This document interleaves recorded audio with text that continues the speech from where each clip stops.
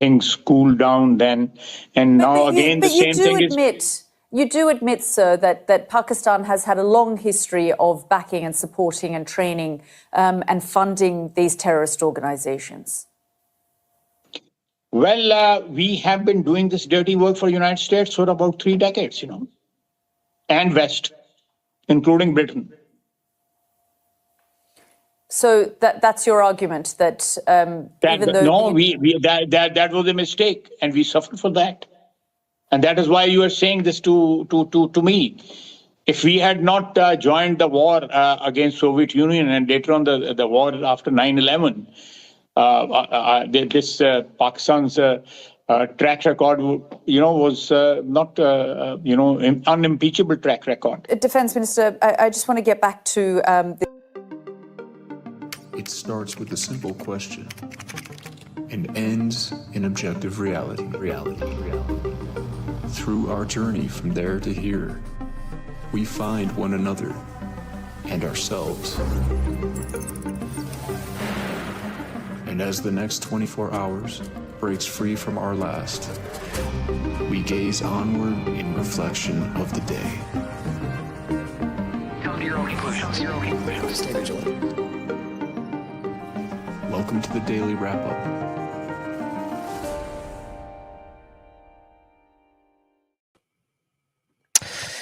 April 29th, 2024, Tuesday. Thank you for joining me today. Fantastic opening somebody put together there for me. He didn't want his name to be mentioned. A lot of amazing people out there in the TLAV community. Blew me away. Really loved that. Thought that was absolutely fantastic and different in exactly the right way. Just an evolving process. Even I myself have changed in tremendous amount of ways since I started this. So I just think it's interesting to, you always got to be evolving, at least open to that possible change. And I think that really meets where we are today. Let me know what you think. Let him out there listening. Let him know what you think about it. I think it was really well done. A lot of important stuff to get through today. I wanted to shout something out right in the beginning that I wanted to just note on for people to all hear, hopefully right here in the beginning, in regard to a way to contact me. Since we've moved locations, we had a number that was for the office studio, where it was one of the easiest ways. I really didn't get back to everybody like any other situation, emails included or anything else, because there's just a lot going on and I couldn't possibly get back to everybody. But it's a way for people to directly get through to me, seeing as how emails and everything else are just completely screwed. It's not just me. A lot of people point this out. Emails, it just doesn't work for me properly. All my important stuff goes to spam. All my spam goes to my regular email, no matter what I do. So even though I still work through it, I'm going to give you guys a number that we just put in. This is for specifically TLAV stuff. It's public. It's out there for everybody. And this will be where you can reach out to me and leave a message. And I may or may not get back to you, but it's a way for you to reach out directly. So it's something that, can, an easier way to reach me through all the nonsense, the noise today. And that number is for local for Tennessee, 615-751-4115. Now it's silenced in general, so it won't affect the show. But the point is that if you guys want to reach out to me to just say, hey, check this article out. Hey, I've been trying to get a hold of you, my emails, whatever else, feel free to reach out to me. Just as always, don't expect that I will get back to you just because you call. It's really a game of who I won't get back to and what I won't look at every single day. So just keep that in mind. Now, today in general, there's the main things that we're going to be addressing. In this order in general, I want to make sure, just actually a quick opening point to reiterate some of the really great work that over the last couple of weeks, the TLAV in particular, and a lot of others in addition to that, including the IMA panel we just had, talking about Palantir and a lot of other important things around kind of the, as Catherine discusses it, the kind of she, I think, just says the digital control structure. Obviously, in that conversation, as she would discuss as well, there's the bio side to that. So I call it the biomedical kind of, there's a lot of different ways to look at it. The point is, to that larger conversation, there's a lot of important parts of it, but the Palantir part of it seems to be impossible to miss. It's conspicuous, and it's important to see the connection that Whitney and plenty of others have been mapping for a long time from the Total Information Awareness CIA project that literally being funded by the CIA becomes, or their funding arm becomes Palantir as the private version. A lot of what we see happening today in the same way. So I wanted to reiterate that and really just kind of show some of the articles and interviews we've done and a couple of quick points just in case you missed it. because I do think this is a really important part of this. And I've been kind of framing it different ways throughout the last so many shows and interviews, you know, the Palantir World Order, the Palantir, the Great Palantir Reset, like to get that in people's minds. Because to be clear about this, this is not an opinion. What they're doing is that are those agendas. Is that what Palantir is doing it for? Are they being paid by someone who wants that to be the case? I mean, that's important to ask. To me, though, in the point we're making, it's irrelevant. The plan is coming to fruition. It's being rolled out. Whether they know they're a part of that or not, and I frankly find it almost impossible to believe that they're not aware of that. But after that, in that order again, we're going to talk about something I think is really important that I'm going to give you the details around, and it's sort of a brief touch on today because I'm going to be interviewing Brook Jackson. Again, I believe the 4th is what we decided. Doesn't mean it will be on the 4th I put it out. It could be, depending on the timing and so on. But really important to follow up on this. We've been talking with Brook Jackson, actually the first to ever interview her on video about her lawsuit, which, remember, she's the whistleblower around of Entavia and Pfizer in the trial. It was an absolute slam dunk, and still to this day, we haven't seen any real traction in regard to what she's shown because obvious reasons. But now the important overlap to this is that the Trump DOJ, because her entire time has been fighting with the Biden DOJ, now the Trump DOJ, as she said in her words, Trump sides with Pfizer. So I'm going to have her on to go through that. There's an interesting overlap with her lawyer who seems really convinced that it's left hangovers from the past administration that seem to be sabotaging it. You know, my opinion about that, I guess, fact-free argument when it's something about wanting to side with a certain political agenda. But I'll let you guys decide what you think about it. I think what's important is that I have a lot of respect for Brook Jackson, and she has been very clear about the nonpartisan, fact-based direction that she's on. And so I want to make sure you're keeping up to date with that because she hasn't stopped her work. So we'll go over all that again. Then the 2 major parts today after that are going to be the focus again on the follow-ups around the deportations, including in not necessarily thus far. I shouldn't even say that, but I was going to say including U.S. citizens. I'll leave it at that because there's a lot of overlap in that very clearly are happening. And then in regard to the specific Abrego Garcia case, which I think is just, I mean, it's really interesting in a sort of a social experiment kind of way to see the way this has gone down. The main point in the title is that he's now been moved out of the prison that's designed for the worst people that they keep telling you he is, and to a prison that is explicitly for those that aren't gang affiliated. So make sense of that for me, for everyone still arguing that we know he's a gang member and that's why this makes sense. And then keeping him in the one location that is the one place the Supreme Court via U.S. law said he was not allowed to go back to. And now I've ordered to bring him back. Now, Garcia is just one part of this massive story, but it is important to highlight it because, one, it is the one that seems to be most focused on. But if that was the only case, that wouldn't mean it was the most relevant. However, it is one of the most obvious kind of, let's say, the most egregious amount of lies that I can literally prove to you are lies. And I've gone over this many times. I'll include that for you to see the major lies, but I'll go over it briefly again on some of the parts you need to see, including the lie about the 9-0 Supreme Court ruling or the information around the court documents that even the BBC breaks down, saying, here are the documents they're pointing to. Here's what they say. And I'll show it to you yet again, that it all goes back to the same points I've made this entire time. And then the worst part about it is that to this very moment, the claims of human trafficking, the claims that all the different things they've added along to it they came from reports that Leave It pointed to from a news organization that is never backed up, and that was from circumstantial people saying things.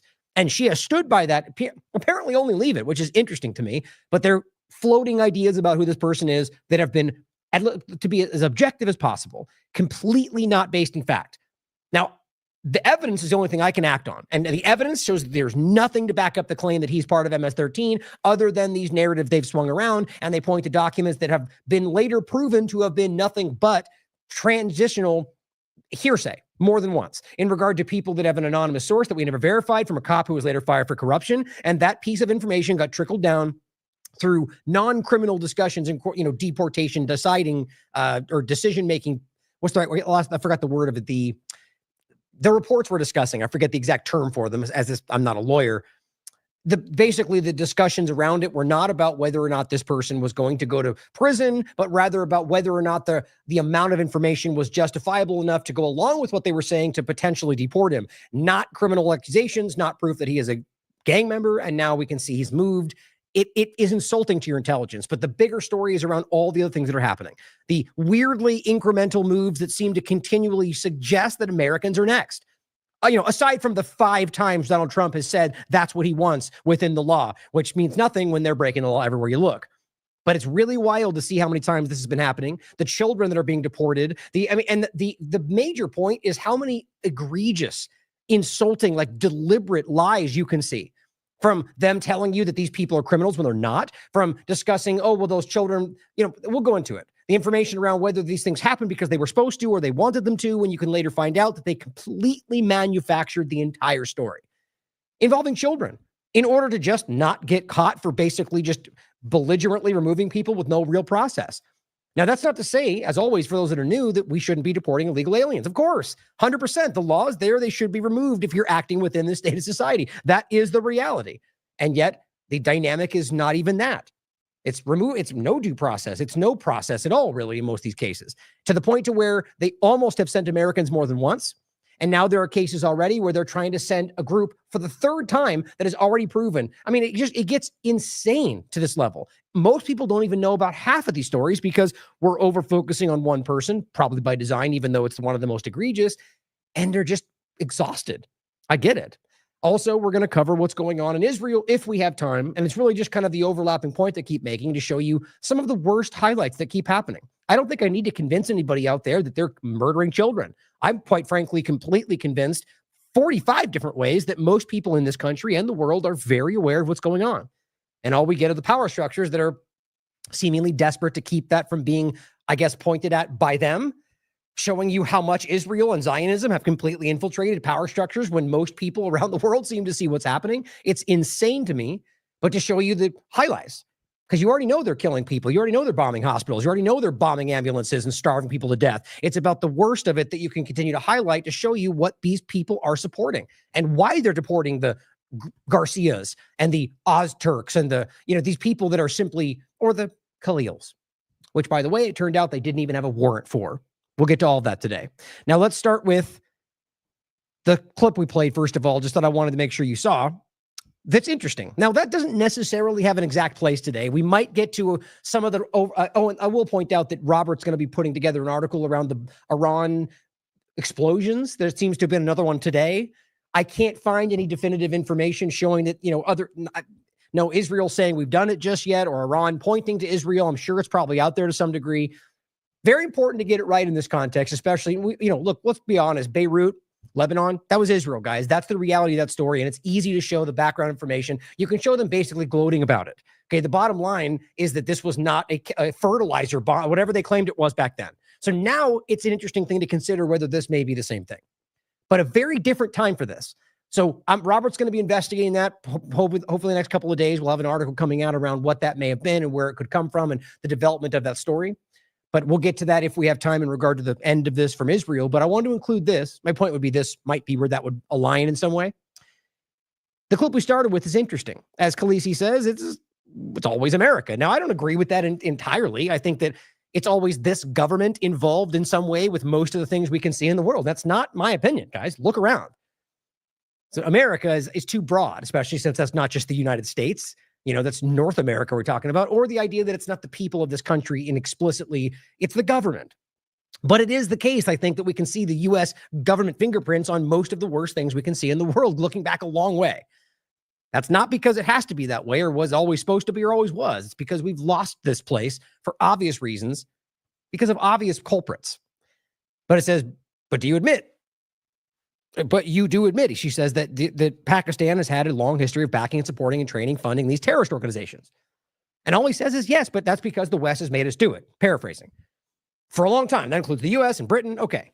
You can obviously argue that means Israel too. And or even more so that maybe this is being stated because of Israel's interest now. Let's not ignore the overlap to all of this. But it's fascinating to me that we have to think about this in the larger sense of the world today, that they're now openly saying something that would be realize this is the defense minister of Pakistan. This is not some schlub from random site. This person is speaking from the authority of the government and saying the U.S. government has told us to fund terrorist organizations. So I just think that really needs to sink in. That shouldn't be shocking to anybody that watches this show or anybody that even barely pays attention, because even at the corporate peripheral, this stuff floats in there. And it's wild to think about what that means in a larger context. The moderate rebels and the Saudi Arabian attacks, or even Israel and what they're doing, or the funding of Hamas, or the funding of whatever groups they point to as the bad guys, like what he's talking about. So I just think that important to understand who we're actually dealing with. So as we go through talking about what they're doing to you right now and always have been, think about this, guys. The groups that they're pointing to for killing Americans are the groups they're funding to do so. That has to be understood. We are not dealing with an altruistic anything in this conversation. It's not different from left and right. Trump, Biden, they've all been part of it. Trump was previously in that position, guys, and it still goes on. So just keep that in mind. Now, what I want you to think about in the context of the current reality from an American perspective, from Palantir and what they're doing, and trust me, that's not just an American perspective. Palantir and what they're doing is a global dynamic, like Elon Musk and the National Reconnaissance Office satellite program. That's a global dynamic, guys. So ask yourself how other governments aren't freaking out about that. Well, there's only really one point that makes that make sense for me. They're involved with it, which means it's about you, not them. Sort of like we saw the lockstep discussion during COVID-19. Suddenly, all these enemies were at least in some way working together, right? There's more going on. So think about that. And I think from an American perspective, what Palantir is doing in this country can't be missed. The consolidation of your information, right? In very, very alarming ways, just like we've always been talking about and we were always called conspiracy theorists for. And some of the people that were the most prominently known for saying those things are suddenly not paying attention or choosing to ignore it, which should tell you something. But I had a great interview with James Corbett, April 26th. And this one, I just want you guys to check out because I think it's an important conversation around somebody who is a pillar in this community in regard to independent media and has been doing this so long. He has an interesting perspective on what has shifted. And the title is simply Engineered Division and Subservience Under a Guise of Resistance. And you know exactly what that's talking about. I love this image that I made. I just basically reversed the things and added deep state because to me, that's what's happening right now. Right? Get the blue team looking at the red team and going, they're the villains and they're trying to destroy this country. And, and I'm sure at some level they would think they're the ones, the deep state under discussion, or the other side clearly calling the right, the left, the deep state. The point is the enemy. And that's the way this is working. And if you only ever look at half the problem, you're never going to solve the full picture. But it's really about engineering that divide and the subservience to the government. Only you're part of it, right? But under a guise of resisting the bad guys. You can almost see how this weird, it's like a puppet show. You can see how clearly they're banging these puppets against each other while the people with both hands running it all are laughing at you. At least that's how I see it. James, pretty close, he's the same way. But his point was what he's seen shift, or what we discussed from COVID to now, or rather in between that, and then from that point to now, and how that's overlapped, or even going back to 9/11 forward, and how this has been just one linear progression. It's worth your time, guys. James is definitely worth your time. Now, we had a great panel, IMA panel, the fast approaching digital control grid, really kind of loosely based around Catherine Austin Fitts' breakdown, which is linked right in here in regard to her, right here, where was it? The fast approaching digital control grid, this one right here, a checklist of Trump's actions to date. Now, it's important, and I'll just bring it up, actually. It's important. It'll be, I'll add it just since I'm opening it. It'll be at the bottom for the show notes. It's about what Trump has done forward. Now, to be clear, this is not at all about just Trump. She's very clear about that. Like anyone paying attention, this is a nonpartisan agenda. But it's important to reach the people that seem to think that somehow that's not happening anymore. The reality is it's gone haywire. It's faster and more egregious and obvious than I've ever seen it, even during Biden's administration. This is a rapid introduction. Yeah, sure, we've shaved off the pronouns and the DEI, but that's not what this is really about. Those were the covers for this. And now it's still happening under a guise of the new thing, the new flavor. And if you read through this, guys, it is literally every single thing that we were calling out during Biden's administration. And now it is happening again and further and progressing. And they're very important things to think about. And by the way, James is part of the IMA, and he lives in Japan, so it's difficult to get him in. I'm trying to work on getting a panel to go together, probably like 7 p.m. Central Time, something like that, to where we can get others in there with James, because we want him to be, getting involved in these because his voice is needed in all this. And by the way, I saw that Catherine was on Tucker. I haven't got to see it all, but it's interesting to see that, seeing as how we've been talking with Catherine for a very long time. She's a central member of the IMA, and I find it interesting that they're talking, like, all of a sudden, these are like breaking news stories for a lot of people. And she's been screaming these things forever. We've been talking about it for a very long time. But of course, if you watch the interview, in most ways, it seems to be, as usual, the kind of corralling it away from the main two-party illusion points, or that Trump is responsible. It seems pretty obvious to me. That's always how this goes. My personal opinion. Nonetheless, yes, always a positive. That's always there. Even if there's more negatives on the overview, the point is her getting that reach is still positive. So I'm happy to see that because it will open people's minds. I hope it just doesn't end with what he points to and that they go into more of her work and watch the rest of us in the panel, everybody else involved, because there's a lot more to talk about. I also had a great interview with 7Cs from the Iconic Network. It was in studio, the Palantir control structure and the globalist endgame. It was a great conversation about a lot of different things, but his work around that's very important. But on that general note around Palantir, Derek wrote an article as well, and he just points out this ICE signed a $30 million contract with Palantir to build what's called Immigration OS. All of this is rapidly happening. And just so it's clear again, these programs might as well be tailored to fight pathogens or whatever else was happening before. Now all they did was just shift the focal point to immigration, and now it's the same thing. All it is consolidation of your information to seek out the focal point. That's what's happening, guys. And so the same dynamic of just scooping all this stuff together, biometrics, cameras, and whatever else we're using today. He says we're living in the Palantir world order.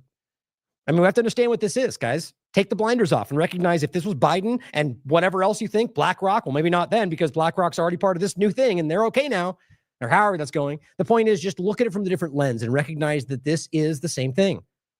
Derek wrote an excellent article called Welcome to the Palantir World Order. Really well done. Important to see or read and break down some of the important overlaps. Also had an interview with Zoe Smith, COVID surveillance, Palantir, and the transition to total information awareness. So clearly this is on a lot of people's minds. And these aren't, I'm putting these interviews together, but these are what they're talking about, right? I mean, some of them are my questions for what I'm thinking about, but their work has been circling around this very topic. Now, some of the other notes to highlight are things like this.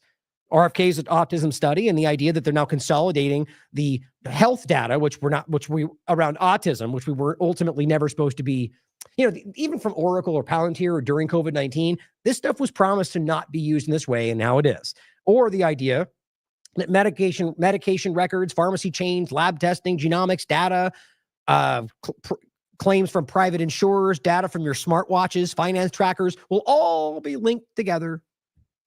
Yeah, that's exactly what we're all talking. If that was Biden, would you be okay with that? Obama? It's the same thing, guys. This is under the guise of doing what you believe in him. So suddenly it's okay that he's consolidating your personal private data for Palantir. Now, Glenn also pointed out just an overlap, which I think is wild, that the NIH, which is not more so about Israel in this context, but still weird to see how this overlaps. Under new guidelines released by the NIH, any medical researchers will have all of their funds terminated if they simply support a boycott of Israel, which is free speech, guys. Now, look, we're not talking. The dynamic about this is the game they play with, like the college overlap.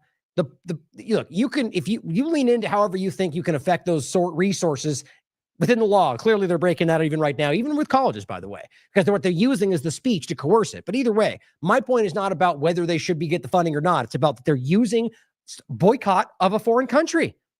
It's so obvious at this point. I can't believe that anybody still out there that's honest can't see what this is.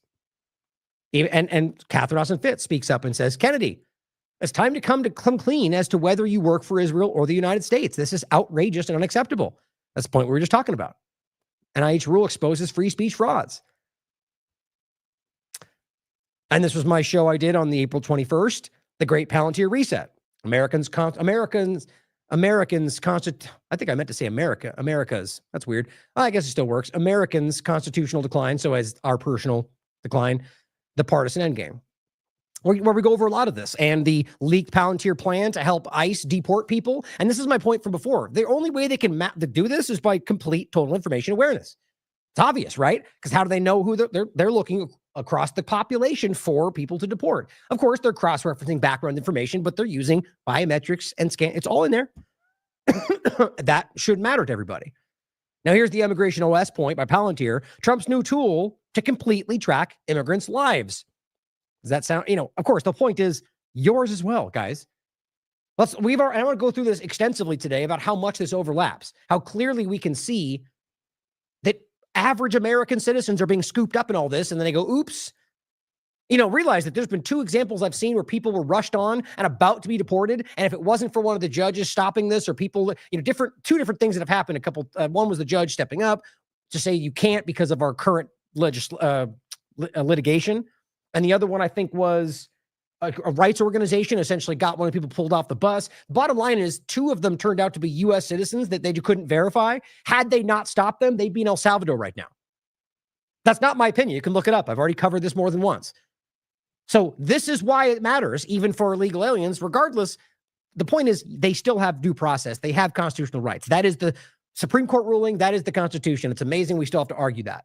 The point is that in regard to what happened, the people that are being shuttled away who aren't getting due process, the point, that's why it is so important. It's obviously inherently there, but that's why it's important.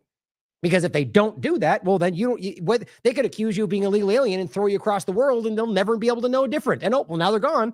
Ask Garcia. It's not our job. The principle's the same, whether an American, illegal alien. The point is they're violating constitutional rights. And this will be tracking everybody under this guise. Now, let's be clear. Whether this only applies to immigrants, the point is they're showing you every possible angle, everywhere. Immigration, IRS, which we'll show you right now. And they're all coming together. Palantir's helping DOJ with a massive IRS data project. Every one of these you read, it shows you the one thing that's in common is they're scooping together all the information and removing it from the siloed, privacy-focused dynamic and jamming it into a cloud and using it to test their AI models. All of this is happening. Oh, this is the one I wanted to read. So this is from June 5th, 2020. UK government publishes controversial NIH COVID-19 contracts with Palantir, faculty, Google, Microsoft. Just to go back, this one and the police one from Trump's administration, or the other one was during Trump's. This one, I believe, is, it's June 5th, 2020. It says the British government has published its contracts with businesses tasked with building a COVID-19 data store for the National Health Service. Microsoft, Google, Palantir, faculty were drafted to develop various cloud and artificial intelligence tools as part of the NHS pandemic response strategy. Okay, you tell me how it's materially different than what we're currently seeing. The only difference is that they're pointing to a pathogen, that they're saying we need to do this for X, Y, and Z, for COVID-19 risk. Okay, so they're using cloud and AI to consolidate all the information to do that. It says, quote, it shouldn't have taken a lawsuit threat to get us these documents, but we're pleased to share them with the public now. The point is they made them sue to get documents of what the government was paying people to do with your data. Sounds familiar, doesn't it? This is the UK. My point is twofold. This is the same thing they're doing now for different guys, but that it's not about just one country. This is a global, this is the new world order, globalism, all the different buzzwords you've heard, whatever you want to look at it as. It's the consolidation of control to less and less hands in a power structure. The group learned that the original contracts allowed tech corporations to retain intellectual property rights, train AI models on citizen health data. That's why they tried to keep it secret, at least for one reason.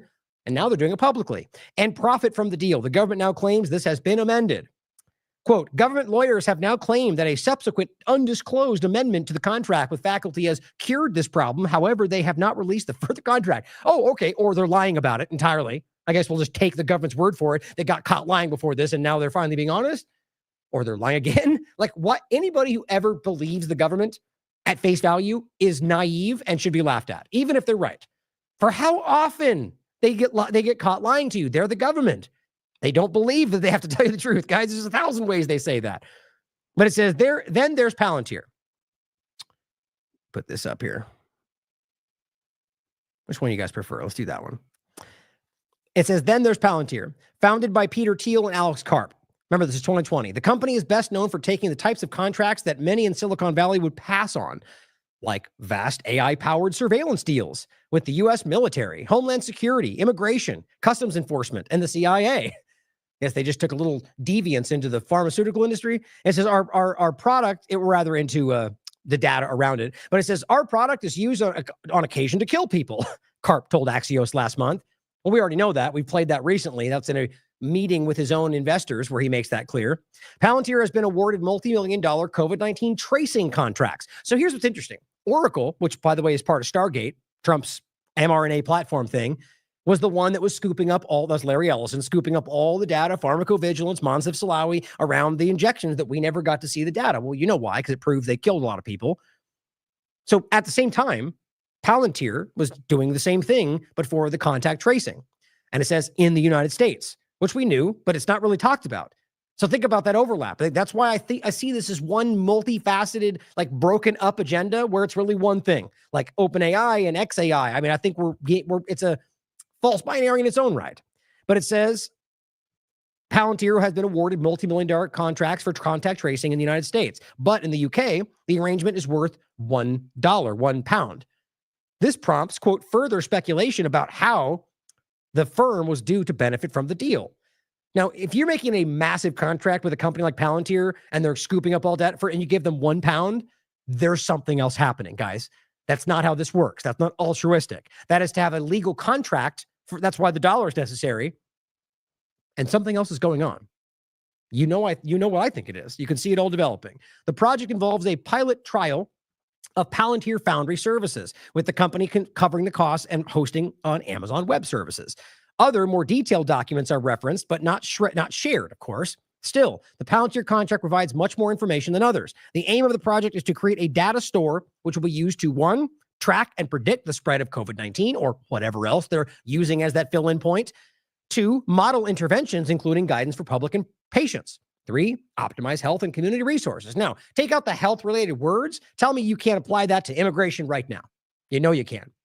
Also mentioned in the contract are the types of personal data Palantir will have access to, which may include name, personal email address, home address, gender, nationality, place of birth, employment detail, work hours. Great. As well as, quote, any other personal data that may be useful. Think about that. Don't forget, by the way, they've come to pass at the point, this is 2020, where they ended up admitting that the data was in fact used or sold. So they lied to you about what they say next, actually. It says, how do you say that? Pseudonymizing personal data can reduce the risks of the data to this data subjects and help meet data protection obligations, according to the UK. But the regulator notes that the technique, quote, is effectively only a security measure. It does not change the status of the data as personal data. And then the contract states the NHS will also provide Palantir with aggregated data, which it admits carries, quote, the risk of re-identification in the absence of proper controls. I mean, think about how dumb it is. The idea is really they have a key to this, right? They have some kind of I argue these companies know how to de-anonymize it, should they need to. So it never really changes the reality that these people are not honest or not on your side. They will take any chance they get to achieve that's what I believe. And I think history shows us that. The point is complete access to every personal data. It's happening now. Now they're doing it because Trump just do it. Go ahead. No one's stopping any of this mad rush to consolidate all of your personal information. Now it says, for a deeper understanding of what can be done with Palantir's technology without proper controls, we recommend Bloomberg's 2018 report on how a security expert hired by JP Morgan used the company's software to conduct an extensive spying program on the bank's staffers and executives without their knowledge. One entity hired by JP Morgan with access to one group's information. And this whole thing, now imagine a massive global company that has access to global information about everyone's personal. I mean, you're talking about, we could be literally witnessing the technocratic coup happening around us right now and not even be paying attention to it. Now it says, interestingly, the overlap was Palantir was almost a side note. Faculty is the group in the UK. It says, perhaps the most controversial of the companies on the list, the UK-based business has ties to Boris Johnson's chief advisor, Dominic Cummings, who recently made headlines, remember 2020, for breaking lockdown rules. So the point is, you now find that this company has back connections to the government, like we see in this country, like with Palantir. It says faculty, which received at least 8 government contracts worth almost £1.6 million, all in the space of 18 months. So much corruption financially happened during COVID. It's absolutely insane in every country. And it says worked on the winning, it goes on to say former employee Ben Warner then followed Cummings into government. His brother, Mark Warner, faculty CEO, was revealed to have attended the government scientific advisory group for emergencies, the SAGE meetings, which we all talked about. The company is known to have at least 2 other pandemic contracts, and one of its shareholders is Cabinet Office Minister Lord Agnew. The contracts provide some insight into what faculty is seeking to do with the NHS at a price ceiling at almost £1 million. Now it says the mission is to design with the AI team what the NHS AI lab will look like, with options on physical versus virtual settings and how it will sit alongside other government AI labs. How do we just look at how this all ties together? This was the agenda. Like at the beginning of the COVID-19 illusion, how we saw all the check boxes of what they were trying to achieve before that sort of get just, justified because of COVID-19. We have to see the longer game in that too. That happens every time. But right now, you're seeing this really come into view. It says, quote, development of change management frameworks and service redesigns for adoption of AI, covering national, regional, and local levels, and in line with the 4 priority areas of the AI in Healthcare Award. It was all about artificial intelligence. It's the whole point. Another task is listed as modeling and simulation, using data from across the healthcare or whatever, insert your word there, to model scenarios to better understand the impact of insert your narrative there. And it says COVID-19. In a separate section, the document explains that the faculty team will work with Palantir, what do you know, on strategy and oversight of the overall program, as well as the health system dashboard. So you could really argue that this is Palantir's program, or rather, at least they got all of the access to the information, which is all they really ultimately wanted. And then lastly, I think that was it. So then it brings us to The Atlantic, wrote this on April 27th, 2025. The American Panopticon. Look at that. The Trump administration is pulling data on Americans. Experts fear what comes next. My thought on this, guys, they know you see it. They know we all see it. And this is, call me a conspiracy theorist. Plenty do. I think this is about trying to stave that off by saying, look, the Democrats see it. Therefore, they must be lying about it. I honestly think that we've regressed back to some like basic level of reverse psychology, at least in the team sport politics. I don't think it's fully working, but I do believe there's a grouping of people out there that are swayed just by whatever Jones said last that will see this and think, well, we know the Atlantic is a left-leaning whatever, therefore this is being said because it's not true, despite the fact that whoever pointed this or says it, it is exactly what's happening. They're telling you that. But I think it's about trying to get people to look the other direction. I find it interesting. Now here, this goes back to 2017. The same thing was happening under a guise of fighting crime. How Peter Thiel's secretive data company pushed into policing. It's one step after another, guys. Now, Jason Bassler has a point about the policing overlap to this. Donald Trump recently put this out, April 28th. That was yesterday. Strengthening and unleashing America's law enforcement to pursue criminals and protect innocent citizens. Think about that. I mean, just the way, and I'll give you Jason's breakdown on this. He says, yesterday, Trump signed the Orwellian name, Strengthening and Unleashing Americans' Law Enforcement to Pursue Criminals and Protect Innocent Civilians executive order. Of course, always executive order, because that's the dictatorial world we live in now. And it has been like that way before Donald Trump. He's just really making it clear right now. Expands military surplus to local law enforcement, which the whole kicking down of military gear because they overspend in the foreign policy dynamic has largely what has militarized our police. You look at some of these police, what do they call it? What they're spending money on. You'll find rock grenade launchers, like things that are only used in like serious warfare for a local police department with like, a town of 50,000 people. And I've gone over this myself. Insane, because they think it's cool and this is what motivates them to go out in all SWAT gear when they're looking for a drug bust or somebody who's arrested for nonviolent crimes, because why not? This is not what anyone should support, guys. This is only people that want to support this under the idea that you need this because it's Trump's agenda. What we all should recognize is how much this has been abused, how corrupt the system is, and whether we're talking about like a defund the police dynamic or not. That's the all or nothing, left versus right ploy. We all need to understand how obviously our law enforcement in this country has become not law enforcers, but government enforcers. They become the brown shirts, essentially, in a lot of ways. Now, I know plenty of good people in this field. They will tell you the same thing if you're paying attention. Increases federal resources for officer training, higher pay, stronger legal protections, and harsher penalties for crimes against officers, which that is insane to me in the first place. Why are there more harsh crimes? That's like Bondi going after people because Teslas, or, the person who stole Noam's purse getting way harsher set. These are childish, emotional, reactionary things. If you were actually honest, the law would apply, right? They broke the law, apply the law. But no, you want them to suffer because they did it to me. That's personalized. That is them showing you how naive, how immature, ultimately, these people are. So there shouldn't be harsher penalties for going. If you commit a crime, there's a penalty for it. To argue you get a harsher penalty, the harsher penalty should be when the police officers violate the law. Criminals will break the law. The point is, police officers should be held to a higher standard. In fact, what you're doing is reversing that. You're now finding more ways to protect them against when they break the law, and this is what we keep seeing.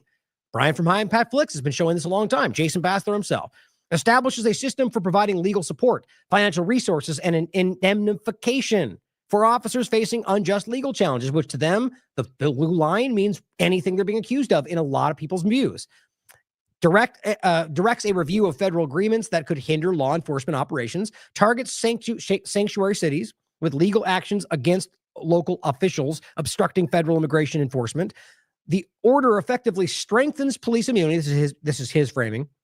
Effectively strengthens police immunity, funds legal defense for officers, provides more military-grade equipment, as of the 1033 program wasn't enough already, and intensifies punishments for crimes against officers, because 7 years in prison for assaulting a police canine is still not stiff enough, he says. Excuse me, get hiccups all of a sudden. This is all very concerning, he says. Trump is creating a super class of officers, but we won't hear a word in objection from the law and order right, is cheering it on. As Billy Jack said, when police break the law, there isn't any law, just a fight for survival. The point is that these people on, whatever side really, but professing to care about the law or the Constitution, and then pull the punch when it suits their side. That's partisanship, left and right. It's everywhere you look. Last 2 points on this. Alec, how do you say that? Caracas has an interesting point here. He's a founder of the Civil Rights Corps. He says, thread. He's like, I have a chapter about this in his book. He's considering this guy, Matthew, however you say his last name, he's considered one of the leading lights among Democratic Party officials. Here's what it says. I'm sort of open to the idea that we should be in a country with a national ID card system. Yeah, that's the real ID, guys. It's already here. And a rule that you're expected to have your papers on you at all times. Like papers, please, right? Stop and frisk, if you will, in case your citizenship is challenged. He says, but if that's what conservatives want, because clearly we can see this happening now, he says we need to create a card. Oh, so the only thing I'm showing you here, guys, is left and right together. Right, because it's to them, it's not about immigration, right? It's about, and the point is not that every Democrat thinks this way. In fact, I think there's a lot of deviation there. His point is, this is a leader in the Democrat Party who is coming out and saying, yes, we should lean in this direction, is the point. Why, in my opinion? Because this is the direction. They need you to find the division, but at the end of the day, they line up where it matters, like with Israel. And he simply says, at a time of rising authoritarianism, he normalizes the idea of a society where everyone can be questioned and stopped anytime. I cannot begin to describe how dangerous this is. And from Tesla's perspective, Elon Musk says, guess what? Your Tesla will earn you money. Great. So now we're leaning into the universal basic income direction and saying, just let your car earn money for you. Sit back and do nothing. It may sound nice to some people. At the end of the day, though, you're falling into the trap as I see it. Tesla owners will have the ability to turn their cars into robo-taxis. Well, guess what? They're already spying on everybody, including you, all the time. That's not even hidden anymore. But the idea that you're going to allow your car to go out, what does that mean? What happens if your car then gets used by something? What happens if somebody hacks it and uses it to break a law? Well, we're getting to this weird abstract situation where nobody's accountable for anything anymore because, AI. Israel's showing you that. It's not working, but they're trying. But the gamification of everything we've been talking about a long time. The right used to be talking about it a lot. Suddenly it's not there anymore. But 7Cs makes a great point about this. Elon Musk says this, Starlink is trying out a service plan commitment in exchange for $0 down in some markets. He says, remember when everyone signed up for Facebook for free and then the world learned that it was actually a massive operation by DARPA to spy on everyone and steer public perception? I'm sure this is nothing like that. Well, come on, guys, at least have the wherewithal to consider that. Maybe Elon doesn't even know about it. It's the cult of personality that's left and right that stops people from seeing the obvious when it's their side. As always, I make the point, just ask yourself, maybe they're being lied to, maybe they're being tricked, if that makes it easier for you to consider. But we need to understand, in my opinion, that's exactly what this is. We're just stepping into it because it's being lined up for you. Now, in another example of how it's all one thing, your government, and you're being divided amongst we're being divided amongst ourselves. Gumby here at this is from April 24th. And I just wanted to highlight this again. In a response to Trump administration's new COVID.gov officially pointing the finger at the Wuhan Institute of Virology, China in particular, brings up the pre-Wuhan cases around the world and specifically raises the specters of vape lung at Fort Detrick response. How funny is this, guys? Remember, this was I was one of the only people really harping that in early, and there was a lot of us, but the point is, in the context of the independent media or media in general, very few in the percentage. I was one of them, really talking about this, not saying I know one thing or the other, but how interesting it was. The overlap of the vaping, even back then, the idea of nanotech and smart dust and whether that was something going on, or maybe even whether there was a bio thing going on. But funny how now it's all coming back around through the Trump administration, which shows you that something is there. There's a reason this is happening. And either way, my point, that's not today, but look into TLAV background about Fort Detrick and vaping. And I mean, months of consecutive research and deep diving around these different things, going back to the the 2019 discussion of the vaping illness that was circulating, or the different leaks from Fort Detrick, or the nursing homes that had weird lung problems. I mean, it's just so stupid to think we can't see what was going on there. Not to say that we know that this is some pathogen. My point is that there was something, at the very least, just reports being put out. You can decide for yourself. The point is, clearly, this is being brought back up. And we talked about this. Donald Trump's lab leak, the origin, which is, as I said, I guess we're going back to square one, huh, guys? The point in showing you all this. Oops. That was weird. How'd that happen? Did you see that? What the hell just happened right there? That was David Icke's tweet. And I just weirdly refreshed. That is insane to me. Hold on. See, things like this that drive me crazy. Because I have to find it just so I can show you the link really quickly. Just wanted to make the point. But why would that happen? For those on the podcast, like if I just accidentally hit something, I can go back and forth, right? I can't though, no matter either which way. And why would it jump to 7 Cs when I was looking at David Icke's tweet? It's so strange to me. Oh, you know what? I don't have the links in there. Son of a gun. Hold on. Bear with me. What I'm going to do, actually, just because I'm irritated by this. Let me play this clip while we grab this.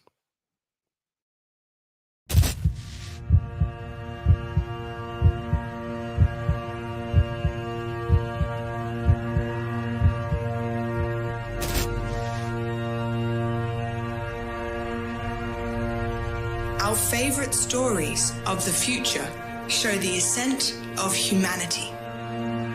Beyond sickness, beyond conflict, beyond the stars, and even beyond mortality. But what if all of our stories of the future were wrong? The assumption is that we will be there to see it.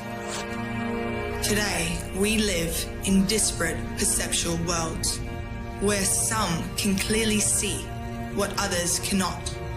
The fourth industrial revolution, giving birth to global technocracy.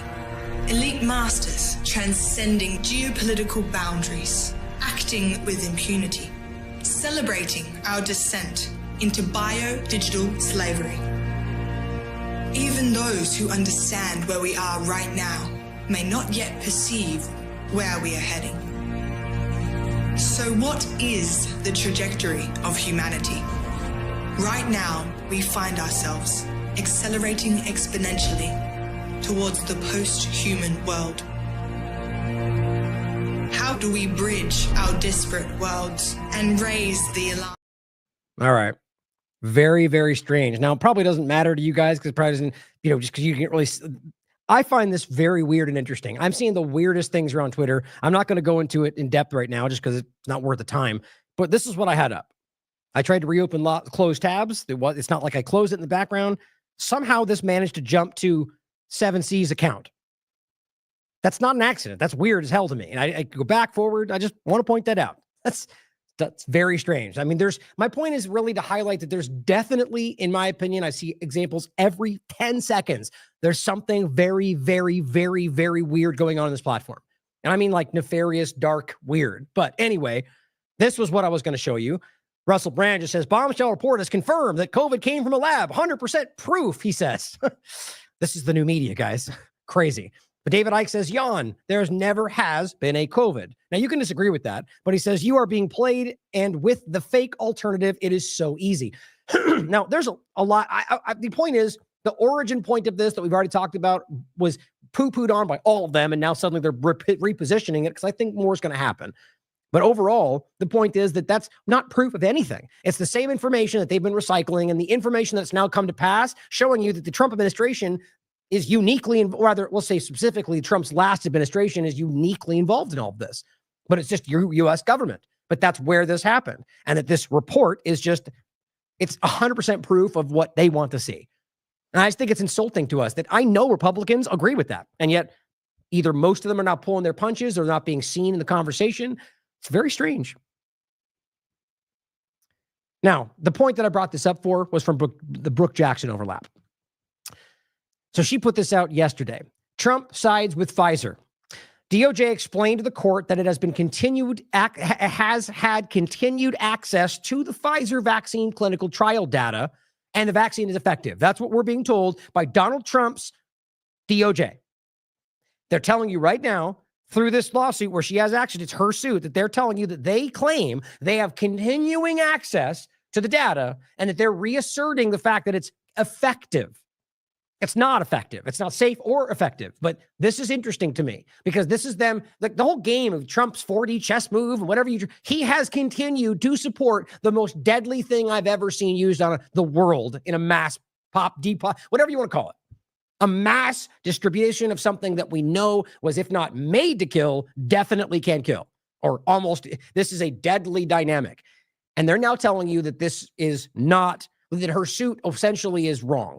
And it says, we'll post their legal brief later, but you guys have read the same lies for years now. Nothing new to see here. Now, my point is simply that your government has continued to lie to you about this. For those that still trap themselves in the two-party illusion, the point is that Trump is the same, that he and his administration are doing the same thing. But of course, as you could expect, anytime this goes this way, whether it's MMR or the mRNA Stargate platform, whatever it is, the narrative spins around that some Democrat holdover, usually with nothing of any kind to back it up other than that must be because we know this can't be. Insane to me. Oh, and this person says Trump and his loyalties are at the root of this rotten business. Forgot what this was. Oh, that's Fauci. Oh, it's Fauci basically saying that, we can't do it that fast. Even though I think Fauci's just as much involved. Remember, Trump's like, no, we got to go fast, and now he praises the warp speed rush dynamic. Fauci is a criminal and is equal, as if not more than anybody, complicit in the whole thing. But my point is that she's highlighting all of this, and then here's Trump and the COVID vaccines, the elephant in the room. Brooke says, thanks for the reminder. Right, so let's be clear. Like, this is we're highlighting that Donald Trump is involved. And look, if you haven't recognized by now that he has continued, he started this, he rolled it out, he created the operation, and has now continued the same thing and started a new platform. If we're not being honest about this, or if you're around people who are not being honest about this, find the courage to call it out. And I said, in yet another way, the current U.S. administration shows us that it's business as usual, especially for big pharma. See, people need to make this about one side versus the other. For those of us that are going, yeah, Biden was a killer, and so now Trump is doing the same thing. It's hard for them to argue against that because they can't just pretend you're a secret Democrat or whatever it is. It shows you how weak this whole thing is right now. I said, I would like to believe that the mostly honest people of Maha, which I do think, will call this out. I think the people in that crowd got convinced that they should side with something they might not agree with because they hope that RFK would be different. That's what I believe, that there are people that want the best. I mean, frankly, I think that about most conservatives, to be honest, or most Americans, quite frankly. But it says, I wrote this, well, hopefully they'll call it out, like with Stargate or the mRNA shots or the MMR support, et cetera, et cetera. And then I include all three of our interviews with Brook that you can check out for yourself. They're included here. December 2nd, 2021, about the original discussion of her as a whistleblower. We spent months preparing this, going back and forth with Brook and, all the source material, literally everything she gave me. And this was the next one, followed up February 11th. Pfizer reveals concerns with data integrity, vindicating what she said the last time, even though you don't really need anything other than this report. Everything she gives you in this, look, all of the data, as well as the British Medical Journal, that was the first on paper report about her and basically engage with her on the British Medical Journal. Then they suddenly started calling it a health blog. Think about how dumb that is. But anyway, then we go on to the last one from the 29th of July, 2023. Pfizer trial reveals big pharma includes FDA, CDC, seen as too big to fail. All of this is continued. Now, Viva Frey says, can RFK Jr. please nudge Pam Bondi to intervene in the Brook Jackson Pfizer fraud trial lawsuit? Unacceptable that Trump admin hasn't gotten involved in this and reversed Biden's killing of the lawsuit. So I said, or you could finally realize these people were not on your side in the first place. It just seems like a desperate effort to just not see what's happening. I mean, even Brook is saying that Trump is, I mean, how do you still pretend like the person who started Warp Speed, who continues to tell you these shots are safe and effective, is not a part of this? Can somebody please tell him to nudge them like they don't know what's happening? I think this is just insane. Like, I think I don't necessarily, I don't, you can decide what you think is driving this. To me, that's wild that we can't highlight the problem together and fight it together. And what do you mean the Trump admin hasn't gotten involved? It's his DOJ. What do you think is fighting this? This weird compartmentalization about what this is it's strange to me. Now, she put this out again. This was the 29th today. She says, where have all the cowboys gone? DOJ wants to pursue criminal case against Ventavia, which is what they said in 2021, right? Ventavia ran Pfizer's clinical trial sites. That's who she's exposed, and that's Pfizer with them. She said, I blew the whistle. The data was rigged. The injuries piled up still, and lies became law. DOD saw enough to consider criminal cases under Biden's administration. Now, I don't believe they ever had intention to do it. Instead, the DOJ today in Trump's administration defended Pfizer. The FDA rubber stamped the fraud. HHS buried the evidence. Yep. Now, here's the email from back in 2021. DOD wants to pursue criminal case. Now, that's what at least she was being told. The point is, today, same old, same old. Now, Robert Barnes, who is her, at least I believe, at least when I was talking to her then, was her lawyer. I don't know if that's changed now. But he says a key set of saboteurs against Trump reside in the bowels of the Justice Department. Is that something is this being proven? If that's the case, why are they still there? Right? I mean, look, they're writing articles. And of course, the Muse is one of these million-follower Trump supporter, circle, mainstream alternative media. If they're there, why don't they kick them out? Or are you suggesting we don't know who they are? And if that's the case, then how do you know it's real? Like, I think this is absolutely give them the benefit of the doubt no matter what all the time. This is this is going to be the case for 4 years. If it's bad enough, they'll go, well, that's the guy from the old FBI. Then why is he still there? Why didn't you kick him out last time? If he's a Democrat, it's insane to me. They reside in the bowels of the Justice Department where lefty attorneys, so again, it's all left and right, of course. If he's a lefty, he's a bad guy. If he's right, then he cares about everything, right? Or not, or they're all dishonest government workers. It's this weird, childish adherence to the two-party illusion where lefty attorneys undermine the Trump administration policies and to overturn 2024 elections. Why are they still there then? DOJ just filed a brief opposing Brook Jackson's claiming Biden policy to prevent accusations of fraud concerning COVID vaccines is still the policy when Trump administration publicly reversed it. Okay, so let's be clear. What you just said, the Donald Trump administration, right, prevent the claiming Biden policy. So Donald Trump's administration is claiming that the policy of Biden's administration of fraud is still the policy. Right, so they're choosing that. The way he words that makes it sound like that's not the current Trump administration deciding that policy applies. When Trump administration publicly reversed it, yeah, that's the current administration. Now, I'm not talking about the last one and what they did then. This is Trump's administration. So what are we saying here? If it's weird holdovers from the lefties, and yet this is the Trump administration is making the decision to not overturn that policy, does that not seem like just la, la, la, la, and I don't want to look at it. I'm going to just talk about whatever else other than the obvious culprit right in front of me. I don't understand that. Now, look, I'm not saying it's only Trump, or maybe the point is that we have to acknowledge his involvement no matter what. Every time something happens to this administration, it's about Bondi or somebody else. And that clearly, if it was Biden, it's everything that happens anywhere is his responsibility, except that we acknowledge he's senile, not doing anything. Whichever one makes sense. I agree with both those things. My point is that you have to be equal with it. I'm aware that not every choice and every action is directly from what Trump said or Biden said. Nonetheless, a real leader, takes responsibility for what is underneath them. And that's how it applies with this presidency or any presidency, that they're responsible for the actions. Now, she says, we will not waver, and quotes what Robert said. We fight on, not for ourselves, but for every soul betrayed and every life shattered by corruption. This lawsuit began as my simple attempt to defend data integrity. It will not end for me until there's accountability and justice for every injured person and for every family mourning the dead. Now, you have to acknowledge that she makes it clear in multiple posts to call out Donald Trump. So when he's basically saying it's not his fault, and that's a response, I think you can read between the lines. That's my personal take on it. But here's what Dr. Jane Ruby said in response to Barnes saying that. Says, sorry, Robert, but you've got it wrong. The Trump DOJ is covering for the DOD mass genocide operation that is still in full swing. It's time to hold Trump accountable and stop using the bad advisor excuse. Seriously. If you don't look at the real problem, you'll never find the real solution. So the question should be asked whether they're trying to actually find the real problem.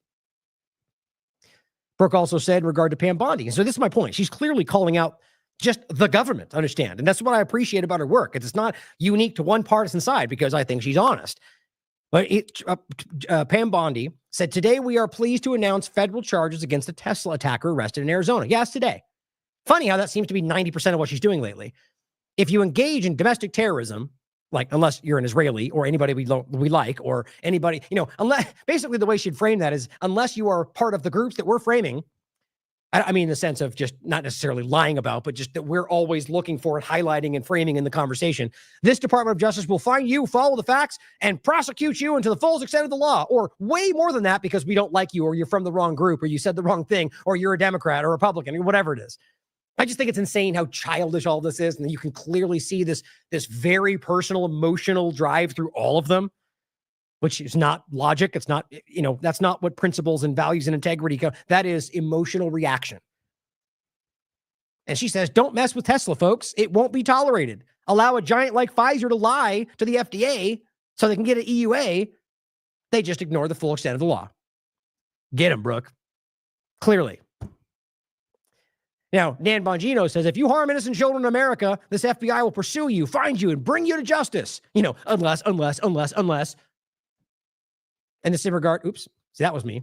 See, hypothetically, if I had done that earlier, all you have to do is go back or the other way. And it would take you back, see? But if you harm innocent children, he says, we will go after you. And this is about some disgusting teacher getting caught with child porn. Good, it's disgusting. But what's interesting is Dr. Henry Eli says, so Pfizer and Fauci are just way down the line in a long list of criminals then? Can we expect their indictments and arrests? No. I mean, this is why I think conservatives are kind of losing their patience right now. Honest ones, which is the majority, in my opinion, are recognizing this is not what's happening. These people are not real.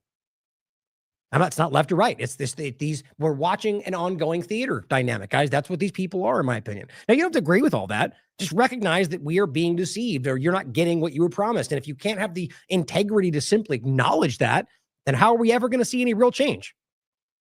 Now, there was a point that I was going to include that I think is further down. And it was another point about the arresting. I'll come back to it. I can't remember. Now, to go into the conversation of the immigration discussion. Interesting things keep happening around this conversation. Now, as always, you know my opinion about polls. Frankly, it might as well mean nothing half the time because you just know it's so easy to manipulate even an honest poll just by going to certain locations or selectively choosing certain groups. It's clear how you can manipulate these things, even just simply lying, right? But what's interesting is we've seen a lot of these sudden polls coming out that are claiming that Trump is super, super unpopular. It's just interesting to consider because I don't know where I place this in the numbers, but I definitely see, as I was saying well before this, that there's a lot of conservatives that are very, very unhappy. Major influencing ones that have huge followings and plenty of them that are just in the comments that you can see. And again, my opinion is that if you're not a complete moron and you understand what you were promised and you actually care about those things, then they're going, this isn't that. It's simple, guys. I mean, it's very clearly not, did you want an mRNA Stargate platform and MMR shots and, Tesla? I mean, you could go on and make a joke about this forever. In fact, I think, I pulled it off for today's show. But there's one.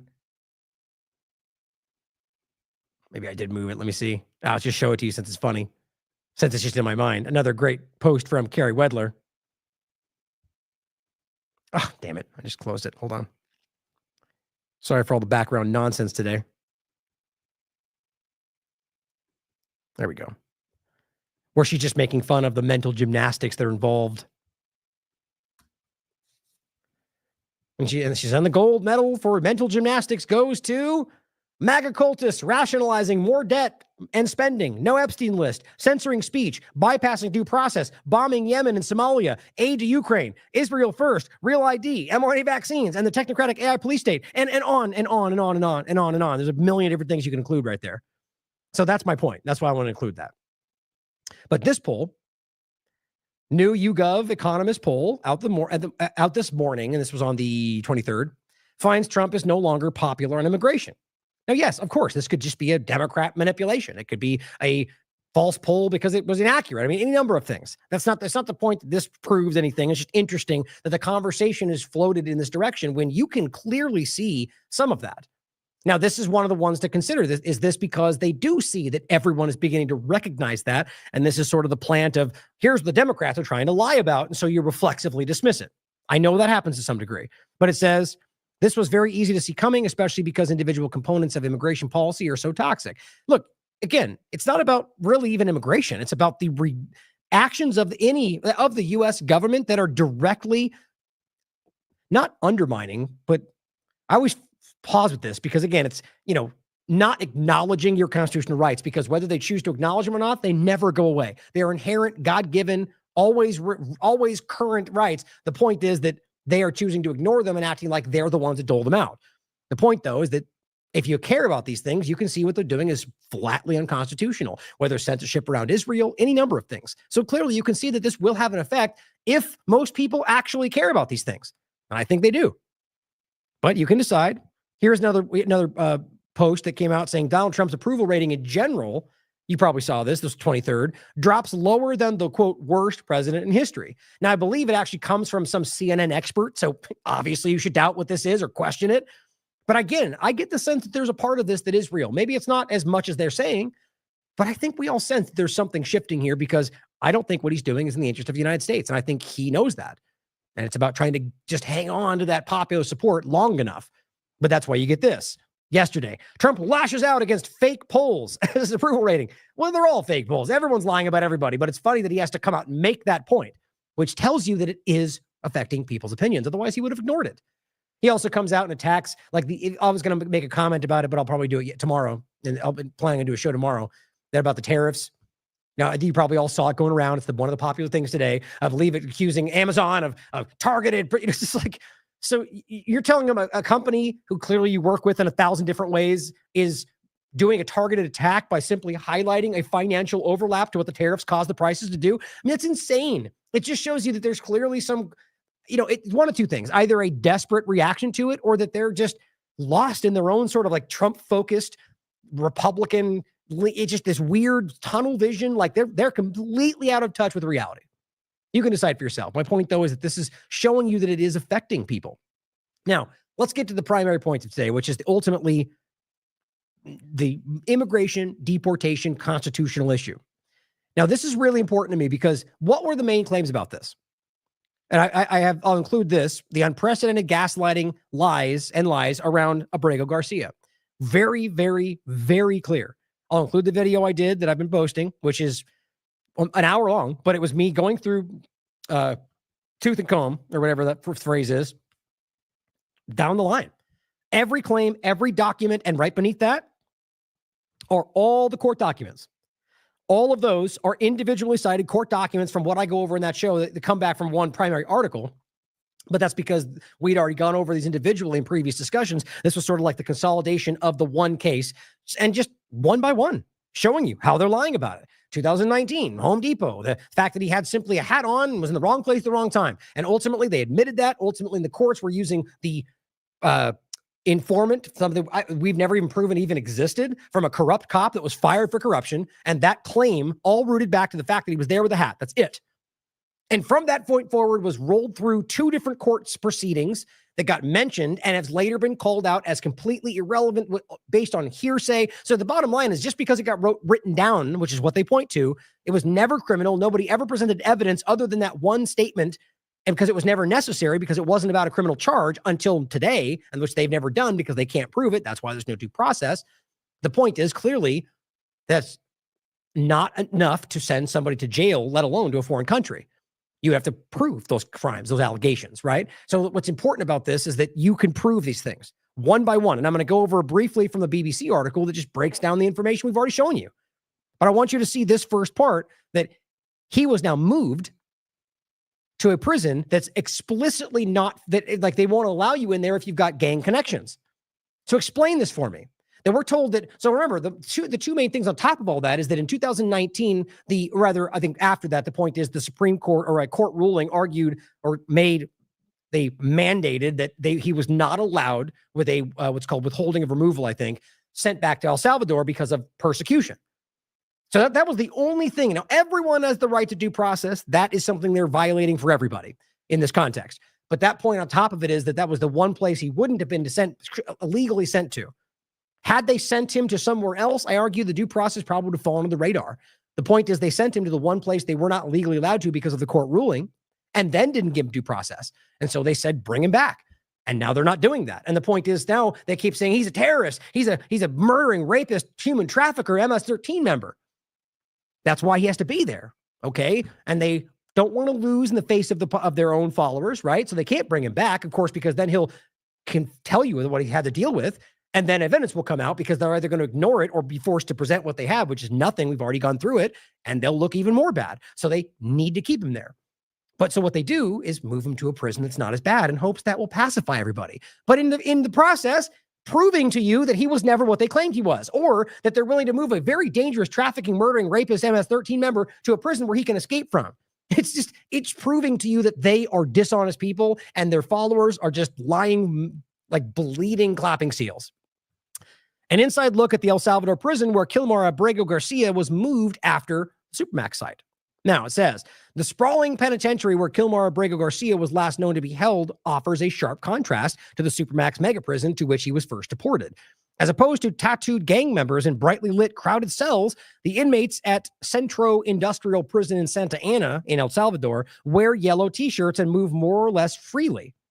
Some spend much of their time outdoors raising dairy cows and growing vegetables. Others work in factories making uniforms for the armed forces or desks for public schools. The government calls them trusted inmates.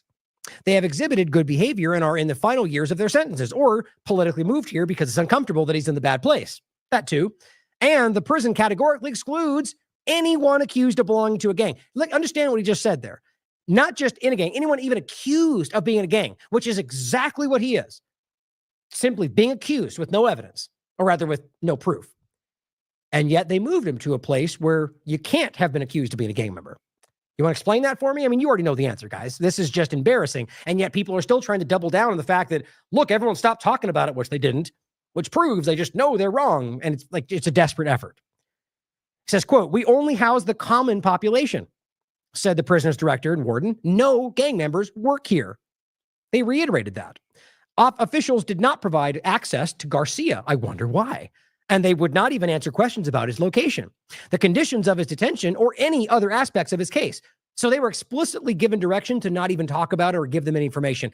How do we not see how strange all this is? But it says, but they facilitated interviews with other inmates who described the conditions of the prison as excellent. It says, for human rights advocates in El Salvador and the United States, the details of Garcia's transfer from the Terrorism Confinement Center, or CCOT, a supermax prison specifically designed for gang members, to a low-security prison from which gang members are excluded, contradicts a central claim made by both governments, that Abrego Garcia is a dangerous member of MS-13 and a terrorist. And the only reason they attack it on is because they just arbitrarily declared them a terrorist right before they did this. Just shows you how arbitrary all this is and dishonest. It says his wife and his attorney deny those allegations, and we'll go through the evidence again right after this, just briefly to show you what we know as a fact. Garcia's precise whereabouts and condition remain unknown. Since he was deported, Abrego Garcia has been allowed no contact with his family or his lawyers, regardless of ever not even being charged with the crime. No evidence produced, just he's the one, get him out of here. And yet he's not allowed to call his family, his lawyers. There's a reason for that, guys. This was a very, very dark thing that happened. And look, even if these were criminals, all of them, what they did still violated the Constitution. And this is why they did it this way. Incremental changes for clearly not America. In a meeting with Senator Chris Van Hollen, who I'm convinced at this point, let me read this paragraph and I'll give you my thought on it.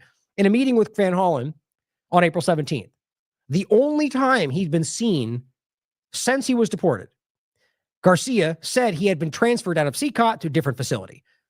Explain that for me. So no one's allowed to talk to this guy. Other politicians have tried. People go there, they can't see him. Right? And on top of that, he meets with this politician, and at that meeting is where he lets out that he's being moved to the facility they want you to see. not buying it. Now, look, you guys can decide what you want. I'm not saying that even necessarily has to convince you that Van Hollen is involved in something. I don't believe this is organic at all. And I don't think Van Hollen is there for honest reasons. I don't think any of them are honest, in my opinion. I hope I'm wrong. But as I said, at best, I think it's opportunism, trying to present yourself for more influence. But at the end of the day, no one else is allowed, not even at the nice, whatever, the better prison. And yet Van Hollen just happens to be the one they let in. And in that meeting is where they divulge that he's going to move. Doesn't that feel a little bit contrived to you? Now it says documents the Justice Department filed in federal court April 20th, subsequently confirmed the facility to be the Centro Industrial in Santa Ana. There have been no updates since then. And even they go there, they won't even let him talk to them there. Just, it's something very off about this. Now it says, why was he moved? Santos said, and where are all the other migrants that were brought there, right? You just pluck the one because he's the one we're pointing to? Like everything they're doing is just, it's like they move it a little bit more and they look at you and go, is that okay? Is that enough? Will you stop bothering us? Oh, how about that? Is that a good? Can I move into the prison? You know, it's like we're dealing with children here. You know what they ordered. You know the reality of the legal standing, which now even Rubio is pulling back on. And all you can do is placate. Like it's insulting, not just to your intelligence or the legal reality or the Constitution. These are human lives. They've got families and you're just dancing them around. I mean, it's like dumping these immigrants in Martha's Vineyard or wherever else they went back and forth, both left and right, played this game where they just dumped a bunch of innocent people that were being used like pawns in other people's, in other, affluent areas left and right, back and forth. Like it's disgusting. And even more so that anybody out there laughs about that and pretends like that's something we should be leaning into.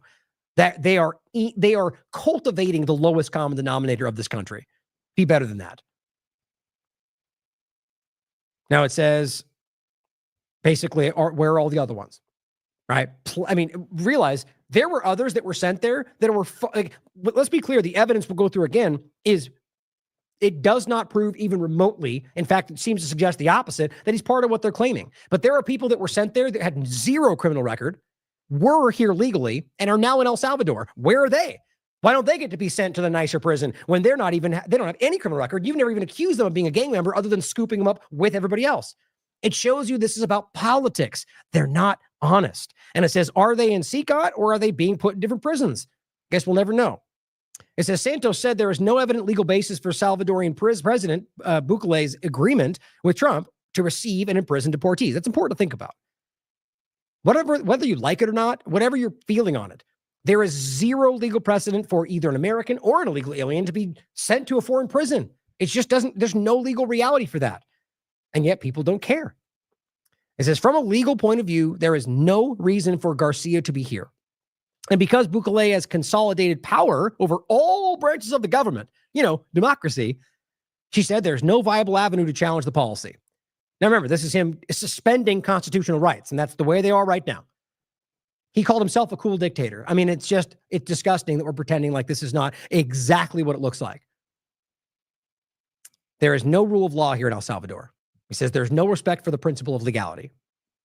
The non-governmental legal organization Socorro Judicio Humanitario has documented 370 deaths in Salvadorian prisons since the state of exception, which is when they suspended constitutional rights or just civil liberties. Since it was declared. A number of the group says is almost likely an undercount. 370 people died in their prisons since they stopped caring about human rights. Quote, for 3 years, we have lost all human rights and constitutional guarantees in El Salvador, said a lawyer for the organization. Bukele has acknowledged that some innocent people have been arrested under the state's exception. But I guess that's just the cost of doing business, right? Now, to be clear, again, as I've already highlighted more than once, the argument is that people, the majority they claim, which I just don't believe, but it's certainly possible, are happy with what he's done. My point was simply that there's 2 points in that. It's a philosophical conversation about whether or not that should change the moral reality of it in the country, let's say, that if the president killed, like we're seeing in this country, which is clearly the same kind of overlap. Is that the majority that supports him, or are we being lied to about that with technocratic, whatever today? But the point is that if they decide to go, yeah, Trump will kill all those people, deport all those U.S. citizens, let's just say that was 75% of the country. Does that make it okay? I'm not saying yes or no. It's an interesting philosophical conversation. But on top of that you can easily point out that by just literally scooping up anybody that was in the wrong place at the wrong time that you think may be a gang member or just people that you don't like or that guy that spoke out about you yesterday, all of them go to prison. Well, guess what? One, there's going to be less random gang members in the street, and even others out there will be terrified to do anything publicly because there's no real legal reality. And so you may want to go, yeah, do that here, because then guess what? You're next. You say the wrong thing that day, right? You happen to be in the wrong place, the wrong time. Well, you're in that prison for life. But yeah, do it because it costs you doing business, right? There's a reason that these things are set up the way they are. And the reality is they're using this to convince you that you shouldn't care about these things when you were the ones telling the world we should care 30 seconds ago, because we should. Don't fall for it. Now, this person who I'm not familiar with, Jason Rants, 153,000 followers, says, weird how Democrats dropped the 24/7 fight for Kilmar Abrego Garcia. And it wasn't just Democrats. These people lost in the two-party illusion. I think people like this don't even realize. I think they're so caught in their own perceived belief inside. And who knows? But the point is, Democrats were not the only people having this conversation. In fact, as usual, that's not even the majority of the conversation. Most people are somewhere in the independent 44%. That's the reality. And then split between the others, the point. But he says they dropped that 24/7 case, the one they said they'd never drop, when more people found out about his background and allegations against him. Background being what? The allegation of domestic abuse. Like you probably have 4. I mean, I'm just joking. The point is, it's not that, that's pretty common, and it shouldn't be disregarded either. The point is, it was one thing that she claimed was not a big deal, that she pulled back and they're happy together. And maybe she's lying, maybe not. That is not relevant to the claim. The idea is they're trying to broaden this out to be like, oh, he said mean things over here. Look, he's got evil looking friends. Oh my gosh, she's accused of it. So what does that what does any of that have to do with whether he's a human trafficker, whether he's part of MS-13? The only claims that matter in this conversation. They just want you to go, oh, well, he's a bad guy. He's not father of the year, as they've all said. Gross, man. I mean, it's just, that's Pam Bondi, that's Rubio, that's all of them. Miller. It's just foul. Like, these are just the lowest common denominator. But on top of that, that's not even true, because the information has not changed. So what I think is interesting, by the way, he's got that many followers. Look at the engagement. Now, of course, as I'm also pointing out, Twitter is pretty wonk right now, but at the end of the day, he's on the side of the concern, the side that seems to be embellished right now. I just think if you look down, there's not many people that believe that. It wasn't that his information came out, it's because people started to recognize that they were being lied to. And that's scaring people. But look, there's not much going on. I think that's pretty interesting. Now, here is what, this was I shared that link, the video with him, which, let me grab that. I think it was right here. Anyway. Yeah, I just put it down below. And I said, anyone who is not a blind follower, incredibly uninformed, or wildly dishonest already knows they have lied about nearly this entire case. All the court doc links included for you to look at for yourself. But of course, not going to respond. And that's that link for you right there. Here's the actual show if you want to go through it. Now, here is even BBC, for crying out loud. And this is from the 18th. What we know about Kilmar Abrego Garcia and MS-13 allegations. Now, this hasn't changed. This is 2019 and the following couple years conversation. That's it. Now, realize that Trump's administration is the one that gave him the withholding of removal, that allowed him to stay because they deemed him not to be a threat. Now, something that changes, there's not new information, guys. Judges all the way up to the Supreme Court have ruled that Mr. Abrego Garcia was deported in error and that the U.S. government should help facilitate his return. Now, that is the reality. Regardless of any other narrative, the fact that they're still not doing that, even though Trump said I believe in the Supreme Court and I'll do it. If they tell me, I'll do it, then doesn't do it. Now, there's a point right now I'm going to show you in a minute where they're now driving in different changes that then makes it harder for them to be held in contempt of court. I mean, everything they're doing is destroying the few tendrils that still hold together this broken system.